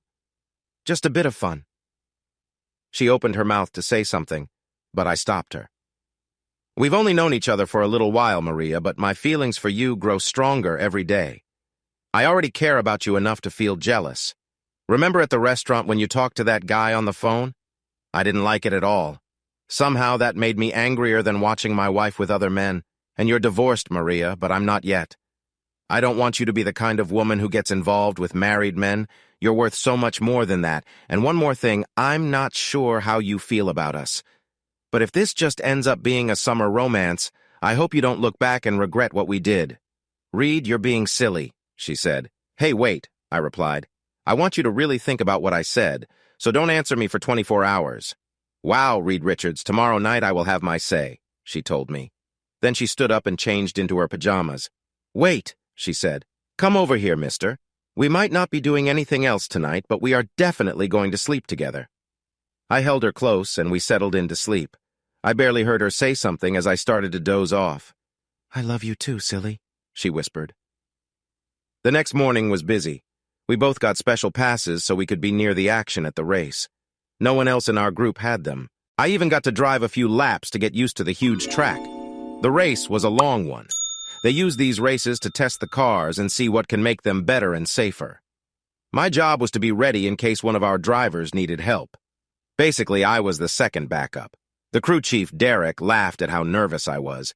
He told me that the chance of me stepping in was very low. No contest winner in the past 8 years had ever gotten to drive. Maria and I sat together with her on my lap watching the cars zoom by. "Michael, The guy on the phone is my ex-husband, she told me.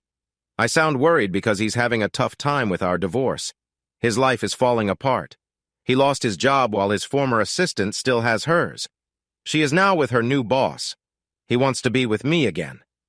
The worry in my voice was because he said he might hurt himself. You left before I could tell him that I was already with someone else. It hasn't been 24 hours yet, I said with a smile. Reed, you told me you didn't want me to be a woman who gets with a married man, right? I nodded. Well, I already am with you, and I really don't care what anyone thinks. You try too hard to be the good guy. You're an amazing husband. But that didn't stop your ex from being with other guys as soon as you left, did it? I want us to enjoy every single moment we have together, whether it's just for this tour or for the rest of our lives. I can't hear you, I said. It hasn't been 24 hours. La la la la. I love you, Reed, she said and kissed me. Reed, move that girl off of you. You're going to have to drive, Derek said suddenly. As we walked to the pits where I would take the car, he had plenty of tips for me. Don't be nervous, he said. Ari, our second driver, was feeling really sick. Clint had been in the car for 6 hours without a break. I just needed to give him a little rest. You won't be outside for long. Your job is to just keep driving in circles. Don't worry about your place in the race. Just do your best. It will likely be only for 2 or 3 laps. We'll take some pictures of you. Then the car came in. Clint jumped out, and I jumped in. I drove out onto the track and started driving in circles. After my second lap, Derek came on the radio. Reed, you're doing great, he said excitedly. We haven't lost a single spot. Do a couple more laps. I drove 2 more laps, and then he told me to keep going. After an hour, I was really uncomfortable. I did 2 more laps, and then they called me in. I could have done more, I said. Trust me, he replied. I was going to let you stay out there, but you have an emergency. Where's Maria? I asked. I looked around and saw Jackie looking worried. Your girlfriend just left a minute ago, said Derek. She said she'd be back soon. I think she went to get something to eat. She's been watching you the whole time and needed a break. Reed, said Jackie. Here, take my phone. You need to call your friend Kyle. I dialed Kyle's number, eager to share my stories. As soon as he answered, he said, Reed, come home right now, he said. Maddie got into an accident. It's really bad. I'll get you on the first plane out, said Jackie. Since this is a real emergency, we'll refund your other fees. Reed, you're a good guy. I know we haven't started off well, but please come back next year. She seemed really sorry. Jackie, I need a big favor, I said. Please give Maria my number. I promise, she replied. I had a couple of layovers, and it took me 2 days to get home. I went straight to the hospital. Almost everyone I knew was there. My mom sat with Maddie's mom and dad. Kyle was there, too. My dad had died a few years ago. Maddie's sister and her husband were also there. They all stood up when I walked in. I greeted them and asked what had happened. No one seemed to know much. The only thing they knew was that Nancy and Maddie had been going somewhere and had gotten into a car accident. Nancy was driving. She broke her left arm and hurt her neck. Her airbag had saved her from worse injuries. Maddie had a serious concussion, some cuts on her face, and damage to her spine. It seemed like her spine had pushed into her pelvis and caused a fracture there. Because of the bad fracture, Maddie might need a hip replacement in the future. She also had several broken ribs. Maddie hadn't woken up yet. The doctors were very worried about Maddie's back and hip injuries and whether she could walk again. I stayed in Maddie's room for 2.5 days. I only left when the nurses asked me to go. She opened her eyes just after lunch on the 3rd day. This is why I don't like cars, she said. She looked at me to see what I thought. I love you, honey. I'm so glad you're back. I stood up and called her mom, who came right away. I went to visit Nancy to hear her side of the story. How did it happen? I asked her. What did Maddie say? She replied. I didn't ask her yet, I said. I wanted to hear your side first. Reed, why are you staring at me? She asked. Are you going to tell me what happened? I asked. And where were you going late at night? Reed, you should talk to Maddie first, she said. Okay, Nance, I said. You are not welcome at my house anymore. When I leave this room, I'll tell the nurses you can't visit Maddie and she doesn't have her phone. Reed, what's wrong with you? She asked. I didn't answer and just walked out. I spent the rest of my free time sitting in Maddie's room. We didn't talk much. She talked. I only gave short answers. When I returned to work after 3 weeks, I kept the same routine. Either my mom or Maddie's mom stayed with her all day. They both thought I was mad at Nancy for being the driver and for Maddie getting hurt. "Reed, you need to forgive Nancy someday," Maddie told me. I just looked at her. Maddie needed another 3 weeks for her hip injuries to heal enough for her to try standing. "Reed, are we going to talk?" she asked. "What do you want to talk about?" I replied. "Why you're angry with me," she said. "I know you're upset because your vacation got cut short, honey." I just walked out of the room. A few days later, she tried again. This time, our moms were there too. "Guess what, Reed?" she said happily. "All my test results are in. My spine isn't damaged. As soon as my hip and 2 broken bones in my back heal, I can walk again. I might have a small limp, but they say therapy can help a lot." "That's great," my mom said. "And, honey, the doctor said everything down there is fine," she smiled. "So, except for a little delay, we can plan for a family on time. We might even start practicing soon." "Amen!" cheered Maddie's mom. "That's the second strike," I said, leaving Maddie confused. A few weeks later, she was doing well in her physical therapy. She could walk with a walker and had moved back to our house. "Reed, what's wrong with us?" she asked. I just looked at her. "The doctor said it was fine to be gentle together 3 weeks ago, but you haven't even kissed me since you came back. The only time you hold my hand is when you help me walk. We used to be very close, but now it feels strange. I'm not sure what to think. You don't need to worry about hurting me." "I'll remember that," I said. "Please do," she replied. "I stopped taking the pill a month ago. If we got pregnant now, we'd have a baby in the spring. That sounds nice." "I'm not sure," I said. "Maybe you were right earlier. Maybe it's too soon for us to start a family." "Reed, our parents think we should already have a couple of kids," she said. "Are you still mad about your trip?" I didn't answer. "Okay, Reed," she said. "Let's just talk about it. I know you lied to me about what you were doing in Europe. You were racing cars. I worry about you. I didn't want you to get hurt. And when you lied, I got mad. Then you got mad and didn't answer my calls. We need to move past this. Stop acting like a child." I didn't want to argue, so I left. 2 weeks later, Maddie was better. She could walk again, though with a slight limp. Even the scars on her face were gone. I came home to find Nancy on my deck with Maddie, just like old times. I looked at her and told her to leave. "Reed, she's my best friend," said Maddie.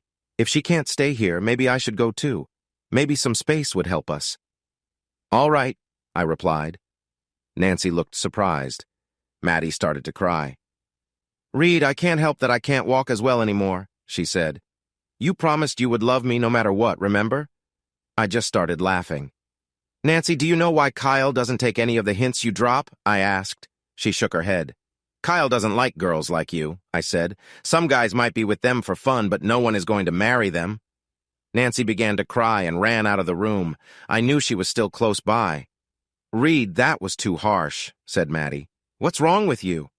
"I fell in love and married a woman who was just right for me," I said. "I had a great life. I wanted to spend forever with her. The only thing that would make it better is having kids. Can you picture small versions of you running around?" "Reed, I'm not the one stopping that from happening," she said. "Nancy isn't stopping it either. As far as I can tell, nothing is stopping us from having kids except that you don't seem to want to be close to me anymore.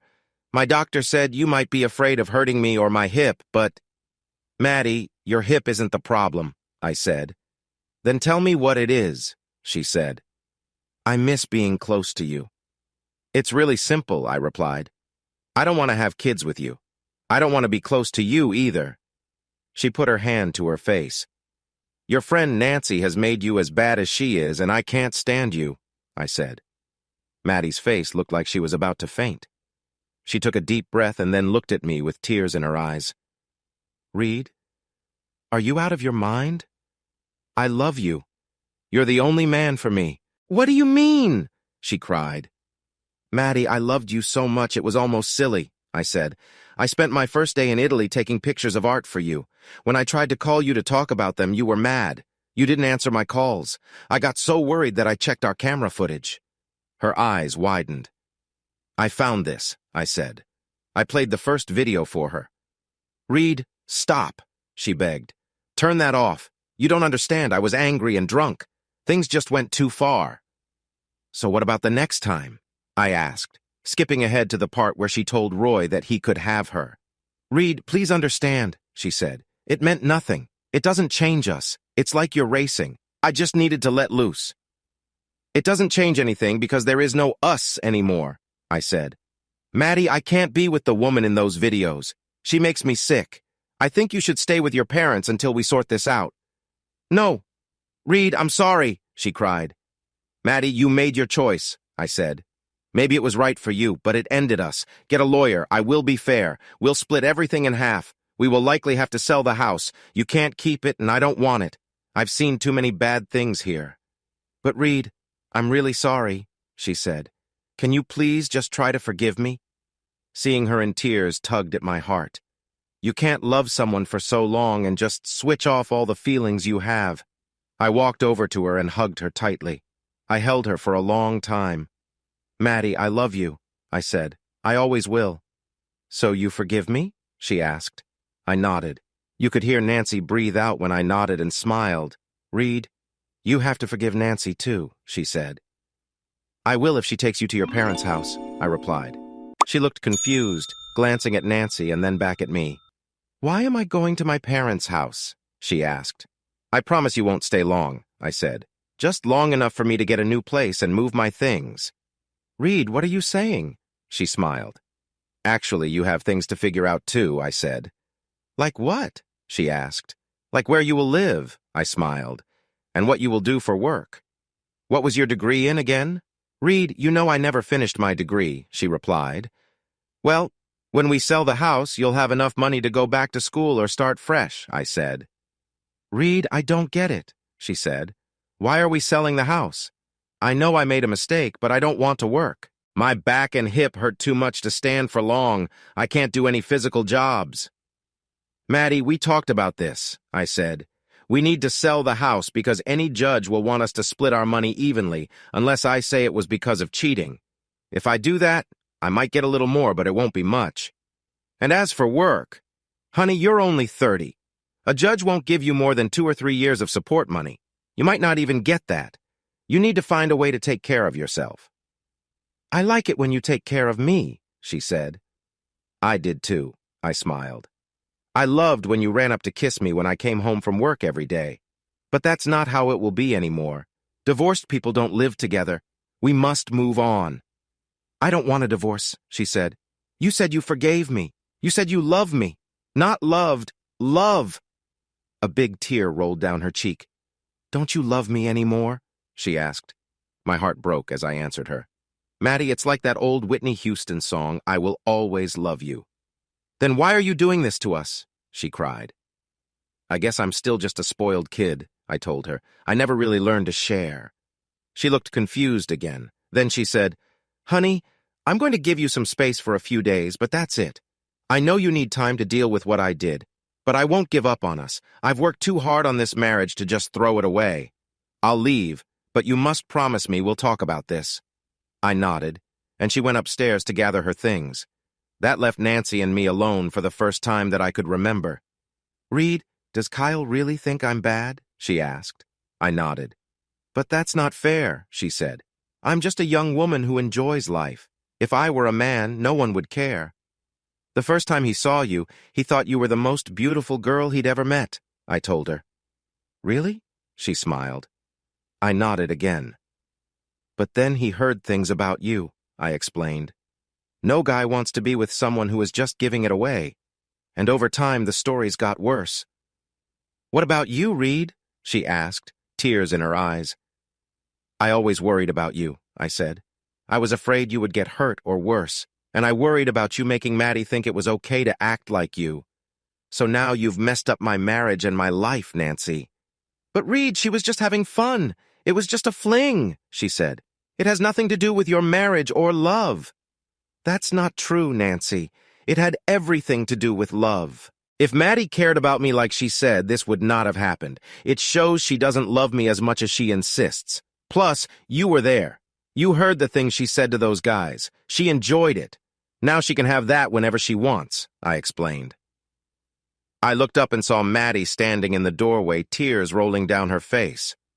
"I really messed up, didn't I?" she asked. I nodded. She came over and hugged me. Then she leaned in to kiss me. I turned away. "Reed," she said, upset.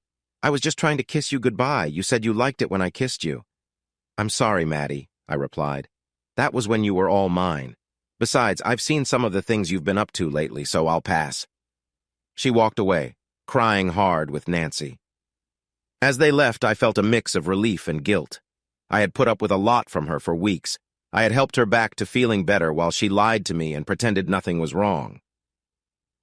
I gave her 10 weeks to tell me the truth, but she never did. My anger caused me to say things I didn't plan. Now things were changing. I was honest with Maddie. I planned to be fair about the divorce. I wanted to share everything right down the middle. I had also been honest about my feelings for her. I still cared for Maddie. My guilt came from another place. I also cared for Maria. It felt silly to compare the two. I liked Maria more. I felt bad about how easy it all was. When I first met Maria, I never thought about being with her. I had stayed away from places where I might see her or anyone else because I loved my wife too much. But once Maddie cheated on me, everything changed. I never believed in just one true love. I believe there are several people each of us could love and be happy with. If Maddie hadn't betrayed me, we could have been happy together. But that was no longer an option. Maddie, 3 weeks later. The longest 3 weeks of my life. It felt like 3 years. During those weeks, I noticed something about my husband. He was so stubborn. Reed was still the kindest, sweetest man ever. But he stuck to his beliefs no matter what. He was always there for me, even if it was just to talk. One night, I called him crying at midnight. He drove his Mustang all the way to my parents' house to hold me until I could sleep again. But he still didn't want to kiss me. He was there to hold my hand when I sadly told my parents what I had done to cause our breakup. He even talked my mom down when she got really upset about it. In the second week, I made a really silly mistake. I tried something in what had been a smooth divorce until then. Reed kept his promise and was very kind to me. Even my lawyer told me that while the videos wouldn't be shown in court, many judges would want to see them in private. And if Reed had said I cheated, a judge might have made things a lot worse for me. We had no issues with money, so I created a problem. I asked my lawyer to file a motion to let me move back into the house until it's sold. Why would I do something so mean to someone who had been good to me? I thought Reed still loved me. He said it all the time, and I could see it in his eyes. I thought we just needed a little push. I believed if I forced my way back into the house, we would end up back together. I thought he would realize we still belonged together, and I would have him back. I did another bad thing. Instead of calling Reed to warn him about the court order and giving him time to get used to me moving back in, I just showed up at the house. He looked really hurt when he read the order. Then he shrugged and said it was okay. I brought my clothes in from the car and saw that he was moving his things, too. What really surprised me was when he hugged me goodbye. "I was almost done getting my stuff anyway," he said. He moved next door to stay with Kyle for a few days. I went over to see him, but when Kyle opened the door, I could tell from his face that he had seen the videos and thought badly of me. I had never seen Kyle look at me like that. I was so embarrassed that I ran home. After what I had done, I couldn't even call Reed to feel better. A couple of days later, I lost my temper when he was moving again. He had rented a truck to move some of his tools and workout gear to the condo he was renting. He told me all about it. He got a good deal and could rent it for 6 months before deciding to buy it. He wasn't sure if he wanted to buy it or not and didn't want another house. He said that buying a house meant needing to settle down, and right now, he didn't have either in his life. "Why can't you just stay here with me?" I shouted. "This was our place, our home." "I understand that," he said calmly. I think he was trying to cool me down since our neighbors were coming outside because of my yelling. "I know what this place means to you," he said. "That's why I'm leaving, so you can enjoy it until it sells. It was wrong of me to take so long to move my things, and I'm sorry." "Sorry for what, ma'am? What are you saying?" came the deep voice of a large Michigan State trooper. His muscles looked huge, almost too big. He seemed like he might tip over any moment. "What on earth are you doing?" I yelled at him. "We're trying to talk! Your neighbors called the police because you were yelling, ma'am," he replied calmly. "I'm trying to stop my husband from leaving me," I shouted even louder. "Stay out of my life and mind your own business." "Officer, my wife got a court order that lets her move back into the house just a few days ago," Reed said in a calm voice. "But she can't make me stay here." "But I want you here," I yelled. "I don't care about this stupid house. Without you, it's just an empty space." The trooper took a step back, trying not to laugh. "What's so funny?" I asked, annoyed. "Ma'am, you just said that being alone in the house makes it feel empty," he said. "That kind of makes you... Have a good day, folks. Please keep it down." Reed left, and I felt powerless. It took him weeks to forgive me enough for us to talk again. With the divorce almost done, I had one last idea. At what was supposed to be our final meeting before signing the papers and ending our marriage, I asked for counseling. My lawyer gasped in surprise, showing he thought I had lost my mind. Reed's lawyer waved his arms and complained about unfair and emotional moves. I turned to Reed. He smiled and agreed to it. Our first session was interesting. Our counselor, Dr. Bennett, who asked us to call her Claire, wanted to know the same thing from both of us. "Mr. and Mrs. Richards, please answer separately. Why are you both here?" I jumped in first. "I made a big mistake a while back," I said. "I want us to get back to how it used to be and move on." She wrote something down and then looked at Reed. "I guess I wanted to try everything possible before getting a divorce," he said. I could swear she wrote more after Reed spoke than after I did. I also thought she underlined his answer. She wanted to understand what our marriage was like before things went wrong. So she asked us about our good times. We took turns sharing. When it was Reed's turn, I was shocked. The way he talked about me and his feelings made me cry. I always knew he loved me, but hearing it from him made me realize what I might lose. Neither Reed nor the counselor could stop my tears, so that was the end of our first session. We made another appointment for the next week. The following week, I was prepared. I had a plan. I had a few things I wanted to say. As soon as we started, before the doctor could ask us anything, I jumped right in. "Reed, I think you're being unfair. We shouldn't even be here. You should be grown up enough to see that what I did had nothing to do with us.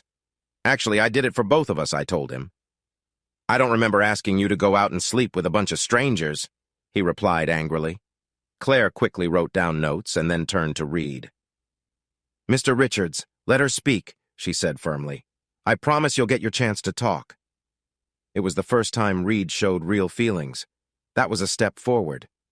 "Reed, this isn't really about us," I continued.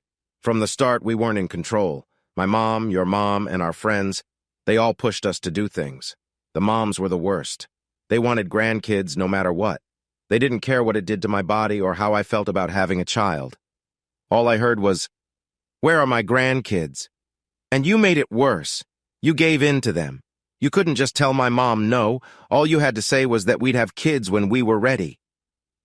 It was hard to read Reed's reaction. While I spoke, he sat on his hands to keep them still and bit his lip to hold back his words. "We got pushed into this, and that's why we did crazy things. Neither of us was ready. You went off to Europe to race a car. Do you realize how dangerous that is? What if something happened to you? I would have been heartbroken. And back here, I needed to get something off my chest, too. That's all it was. It was just physical. There was no love in it, and I learned that the hard way. If you hadn't found out, nothing would have changed between us. In fact, I love you even more now. And as time goes on, you'll never have to worry about me being unfaithful again. I've been there, done that, and now I'm ready to be a good and loyal wife. Do you see that? I love you more than ever, and we can be together forever." I have to say, I felt proud of myself. My argument made sense. Comparing what I did to his risky racing was clever. From how he sat there quietly, I knew he was deep in thought. "Reed, do you want to say something?" Claire asked. I felt a little nervous for a moment, but he nodded and cleared his throat. "I'm sorry," he said softly. Then he sat back down. "That's it?" I asked. "You don't need to be sorry. What does 'I'm sorry' really mean?" "What are you sorry for?" he asked. "Because I was wrong," he replied with a shrug. "I thought we were special. I thought we had something good. I guess I was foolish, Maddie. No one made me want to start a family with you. From the moment I first saw you, I imagined we would be together forever. The reality of being with you was even better than my dreams. I wanted to have kids with you, Maddie. Just thinking about having little girls who looked like you made me happy. I thought you wanted that too. I did. I do, I said, tears in my eyes. Remember, it's my turn to talk now, he said. Maddie, you think my love for cars and your flirting are the same thing. You said we both needed to get those things out of our systems. That's one of the dumbest things I've ever heard. I love cars, especially Mustangs, but any fast car will do. My love for driving fast doesn't involve you. It's something I enjoy alone. It doesn't show the love between us. Being intimate, whatever you want to call it, was something special. It was a gift we shared. It was something we did together. Like Nancy said, guys can have fragile egos. But I'm okay saying that you were the first person I was with, and right now you are the only one I've been with. Can you say the same? Of course you can't. In the last few months, you've probably been with 6 to 10 other guys, right? Reed, you saw the 2 videos, I said. As bad as it was, there were only 3 guys. And that's part of the problem, he said calmly. Even now, when it matters the most, you won't be honest. I know you and Nancy went out more than a couple of times. I can't prove it because it didn't happen at our home, but it seems easier for you to lie than to tell the truth. I started to cry because I knew I was in deep trouble. I should have been honest from the start. What kind of future? What kind of marriage do we have if I can't trust you anymore? He asked. Maybe that question is too hard for you, he said with frustration. Let's try something easier. Are you jealous of my car? Have I ever done anything with my car to hurt you? No, I said. Then why could you do that to me? He asked. By this point, we were both crying. How do you think it feels to hear the woman you love begging another man for attention? He asked. And for the first time, I felt the weight of what I had done to him. Nancy had been completely wrong. It was never just casual. Can you imagine how it feels to hear the woman you married shout that her body belongs to another man? A man she barely knows and has only met once? He asked. Before I could reply, he continued. It feels worthless. It feels like all those years I loved her and looked after her don't matter. They mean less than some guy who doesn't care about her being with her. How do you think it feels to find out that your wife, who just told me she isn't ready to have kids with her husband, begged a fat, bald guy with kids of his own to get her pregnant? Reed, I'm sorry, I said. The funny part is that none of those guys would even want to kiss you, but you expect me to. Maddie, I loved you more than anything, but I will never touch you again. His eyes showed a mix of anger and pity, but I could still see some love there. I had to keep my hope alive. Reed, I cried through my tears, please understand it was a mistake. Maddie, I made the mistake, he replied. I thought you loved me as much as I loved you. Another mistake was marrying you in the first place. Our divorce will fix that. Then Claire spoke up. Well, we'll stop here and continue next week, she said cheerfully. It was clear she was shocked by Reed's words, too. He laughed. Claire, we're done. I gave her everything during our time together and in this divorce. But now it's time to move on. Maddie, he said, I knew about everything before I even got back to town. I gave you chances to tell me the truth while you were in the hospital. Even though it was hard to look at you, I stayed while you healed. I didn't want to leave you while you were trying to get better. But now I need to think about myself. If you don't sign the divorce papers by tomorrow, I will file again, saying it's because of your actions. I will fight to pay you the least amount of money possible, and I'll make sure we never see each other again. He stood up and left Claire's office without looking back. Claire and I continued our sessions for the next few months. She tried to help me understand what was wrong with me. I signed the divorce papers the next day as Reed wanted. Claire helped me see that the only friend I had now was time. She believed, like I did, that Reed still loved me. The problem was I had hurt him too much. Only time and distance might help. Reed, in the following months, I focused on my work. I worked hard, and it really cleared my mind of thoughts about Maddie.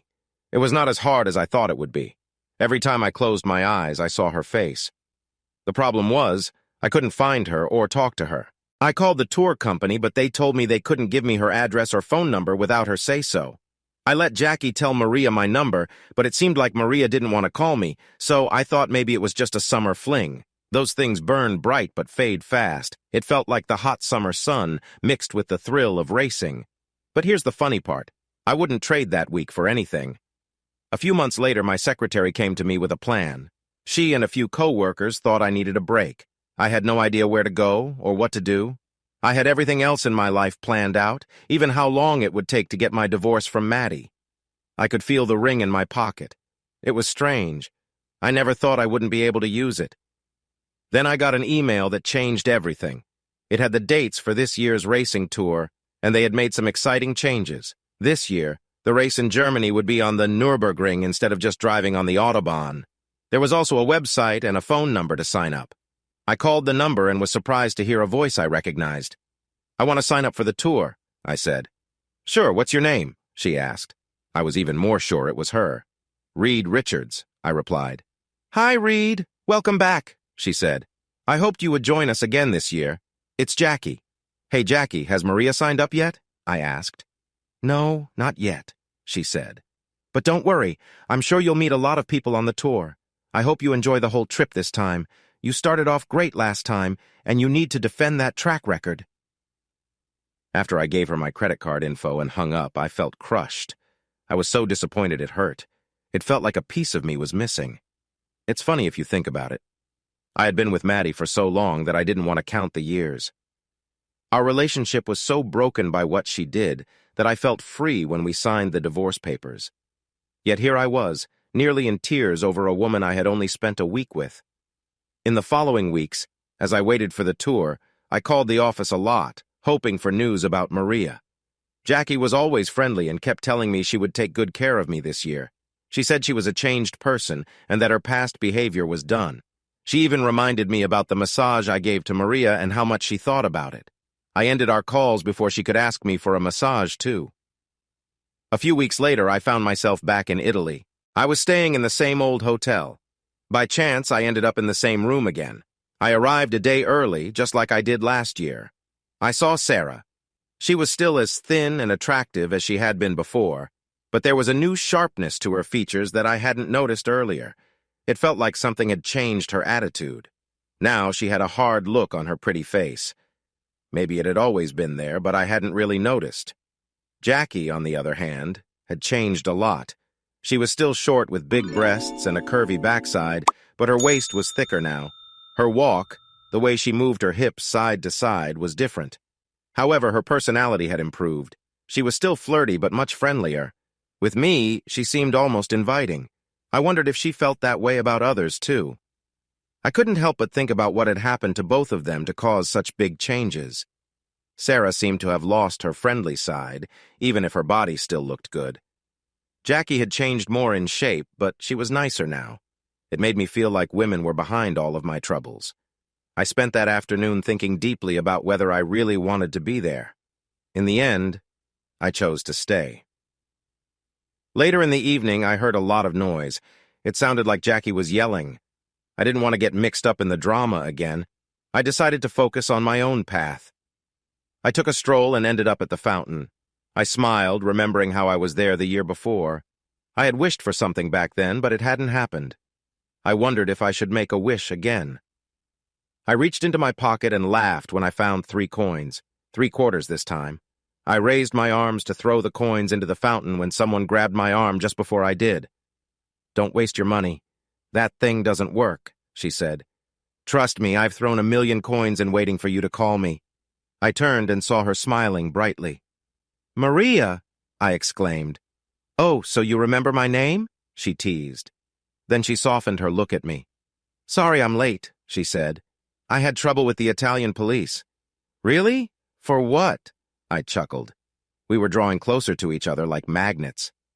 "I dealt with your annoying stalker," she said. "I kept asking Jackie for your phone number for almost a year. She said she couldn't give out customer information. I asked her to give you mine. And by the way, why don't you have a Facebook page?" Then she kissed me and started talking again. Jackie wouldn't let me sign up. She told me they had no spots left. I came anyway, hoping you would be here. When I arrived this afternoon, I saw there were still openings. So I talked to her. I also asked Sarah and their boss. They both said they could have set up a meeting for us. I found out that Jackie has plans for you, Reed. She wants you all to herself. After some troubles last year, she is ready to settle down. She ended up pregnant and got a really bad health issue. I had my arms around her by then. Did you sign up? I asked. No, I didn't, she replied. But I got them to give you your money back. We don't have time to race this year. Probably not for a few years. We have a lot to do. Like what? I smiled. I've already done a lot, she said. I rented a church. Our family priest wants to do the ceremony. It will be in Boston. But since your business is in Michigan, we'll live there.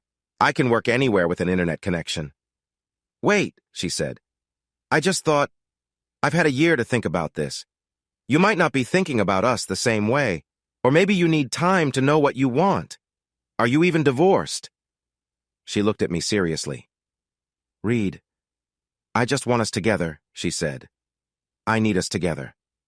I will even be the other woman if I have to, but... I dropped to one knee and took out the ring. Tears fell down her cheeks. Oh, Reed, this is so sudden. She gasped. She pulled me up and kissed me. Great minds think alike, she said. She took 3 coins from my hand and threw them gently into the fountain as our mouths met. So be it, someone shouted behind us. What did you wish for? I asked. I'll tell you on our 50th anniversary, she smiled. Maddie, I messed up my life. 5 years after Reed divorced me, I was finally ready. The time went by so quickly. 60 months passed in a flash. I spent the first 6 months crying and regretting what I had done to break my marriage. The next 2 years were spent in therapy. I had to understand why I did such things to hurt myself. When therapy ended, I realized I had a real problem. In the almost 3 years since my divorce, I was spending money without having any coming in. I used a big part of what I got from selling our house. It still hurts every time I think of it. For the down payment on the condo I was renting. I had some money left in the bank because of Reed's kindness, but his alimony payments would stop soon. I never thought Reed and I would be apart for so long. 3 years and thousands of dollars on therapy didn't teach me much about myself. I still had no clue why I ruined my marriage and my happiness. With my money running low, my dad found me a job. I started as a clerk. I had a boring job, but it helped me pay my bills. I went to a local community college to learn how to work in an office, and then I became a typist. I briefly worked as a secretary. This job taught me more about myself than years of talking to a therapist did. It took less than 3 days for my boss to start crossing boundaries with me. I told myself it was part of the job. Maybe I believed that. He acted like it was no big deal. He would come into the office with a grin and then go to his private office. He enjoyed calling me over the phone system. Miss Richards, could you come in here and take some notes? He would say. I remember looking at him while he acted like it was normal. He had no real emotions on his face. This was not about love. I don't even think it was about feeling good. I believe he just liked to show he could use people. I got nothing out of it. After a few days, the word slut started to pop into my head. So the next time he called me in, I said no. The next day, I went back to my typing job. I guess time got away from me after that. I went out on dates for a while. I did it just to be friendly. But deep down, I was looking for someone to make me feel important, like Reed had. After some time, going out felt like I was running in place. I went out a lot, sometimes 3 or 4 nights a week. And yes, I was intimate with most of the guys I dated. They all seemed nice at first. They gave me compliments and treated me well, but once they got what they wanted, they didn't stick around for long. There were very few second dates, and many would take me to bed, get what they wanted, and then leave. I gained a reputation at work. I was known as easy to get with. If a guy asked me out and was nice, he usually got to be with me. Without realizing it, I ended up with married men, single men, and even guys from outside the company who would come by my desk to ask me out. Everything changed when it not only cost me my job, but my dad's too. He was in the men's room and overheard some men talking about me. Her name is Madeline Richards, one guy said. Just tell her she's pretty, and she's yours. I don't know a single guy who hasn't been with her. That's my daughter, my dad said, very upset. Wow, you must be so proud, one guy laughed. My dad, who is over 60, didn't take that well and ended up fighting this guy. Fighting at work is a serious issue, so they both lost their jobs right away. There was an investigation to figure out what happened, and I was fired afterwards. Since then, my dad and I haven't talked. The other day, Nance and I were enjoying some wine and cheese. She was sharing her thoughts about wanting to change her life. She was tired of people thinking she was just the fun girl everyone could easily get. "I'm 33, Maddie," she said. "Soon I'll be too old to have a baby, and I don't even have a husband. I think it's time for me to settle down." Maybe it was the wine, but what she was saying made me angry. "I'm 35, I replied. "I'm not sure I'm ready for a baby, but I want what I used to have. It's time for me to get myself together." "What are you going to do?" she asked. "I'm going to get my husband back," I answered. "I don't know, Maddie," she said. "What if he's married?" "He'll just have to get a divorce," I told her. "But if I'm going to do this, I need to get fit. I have to look as good as I did when we were married. I need to become the woman he fell in love with again. After that, it will be easy. I was his first love. You never forget that. Enough time has passed that he can move on from what happened. Heck, I'll even have a child if I have to." So we began a workout plan and a diet. We weren't really heavy, we just had a little extra fluff. But then, at the worst time, something unexpected happened. Neither Nancy nor I could run or jog, but we could walk fast. One lovely spring morning, we were out walking. My mom had even joined us. We were really walking hard, even if we weren't literally losing weight. We held our heads high and moved our arms as we walked. Suddenly, we almost got hit by two tiny race cars. They were those battery-powered cars that little kids often have. The kids were adorable. There was a boy who looked about 5 and a little girl around 4. They were so busy racing each other that they didn't notice us. Despite myself, I found them to be the cutest kids I had ever seen. Nancy and my mom were both surprised. "That's why I wanted grandkids," my mom said. "Sorry, were they in your way?" asked a woman walking toward us from where the kids had come. I didn't like her from the start. She looked like one of those supermodel types. She probably was the babysitter that the kid's father was cheating with. She was carrying another child, a baby. "Mommy, he's cheating again," said the little girl, pouting. I couldn't believe it. There was no way this woman had 3 kids and looked like that. She wasn't skinny like me. She had a stunning figure that not many people have. Her full yet balanced body, tiny waist, and amazing curves stood out. Her long, shiny black hair flowed down in thick waves. Her eyes were hidden behind big, stylish sunglasses. "Those are the cutest kids I've ever seen," my mom said. "Thanks," the woman replied. "They keep me busy." I noticed my mom was staring at the little boy with great focus. At first, I thought she was acting strange. "His eyes remind me of someone," my mom said. "I can't help you there," the woman said. "They both have their father's eyes." She picked up the baby girl. "This one has his eyes and nose. She has him wrapped around her little finger." I couldn't help but smile. I knew all about that special bond between a dad and his daughter, or at least I used to before I messed mine up. "I'm Maria," she said, reaching out her hand. "Madeline," I replied. "And this is Nancy, and my—" I suddenly stopped, seeing the look on her face. "Are you?" she started to ask, but never finished. "Daddy!" screamed the little girl as I watched my husband jog towards us. I felt shocked. "Oh no!" the woman said. "Mommy said a bad word," the little girl exclaimed as she hopped out of her car. She looked just like her mom with long dark hair down her back. Reed quickly lifted her into his arms.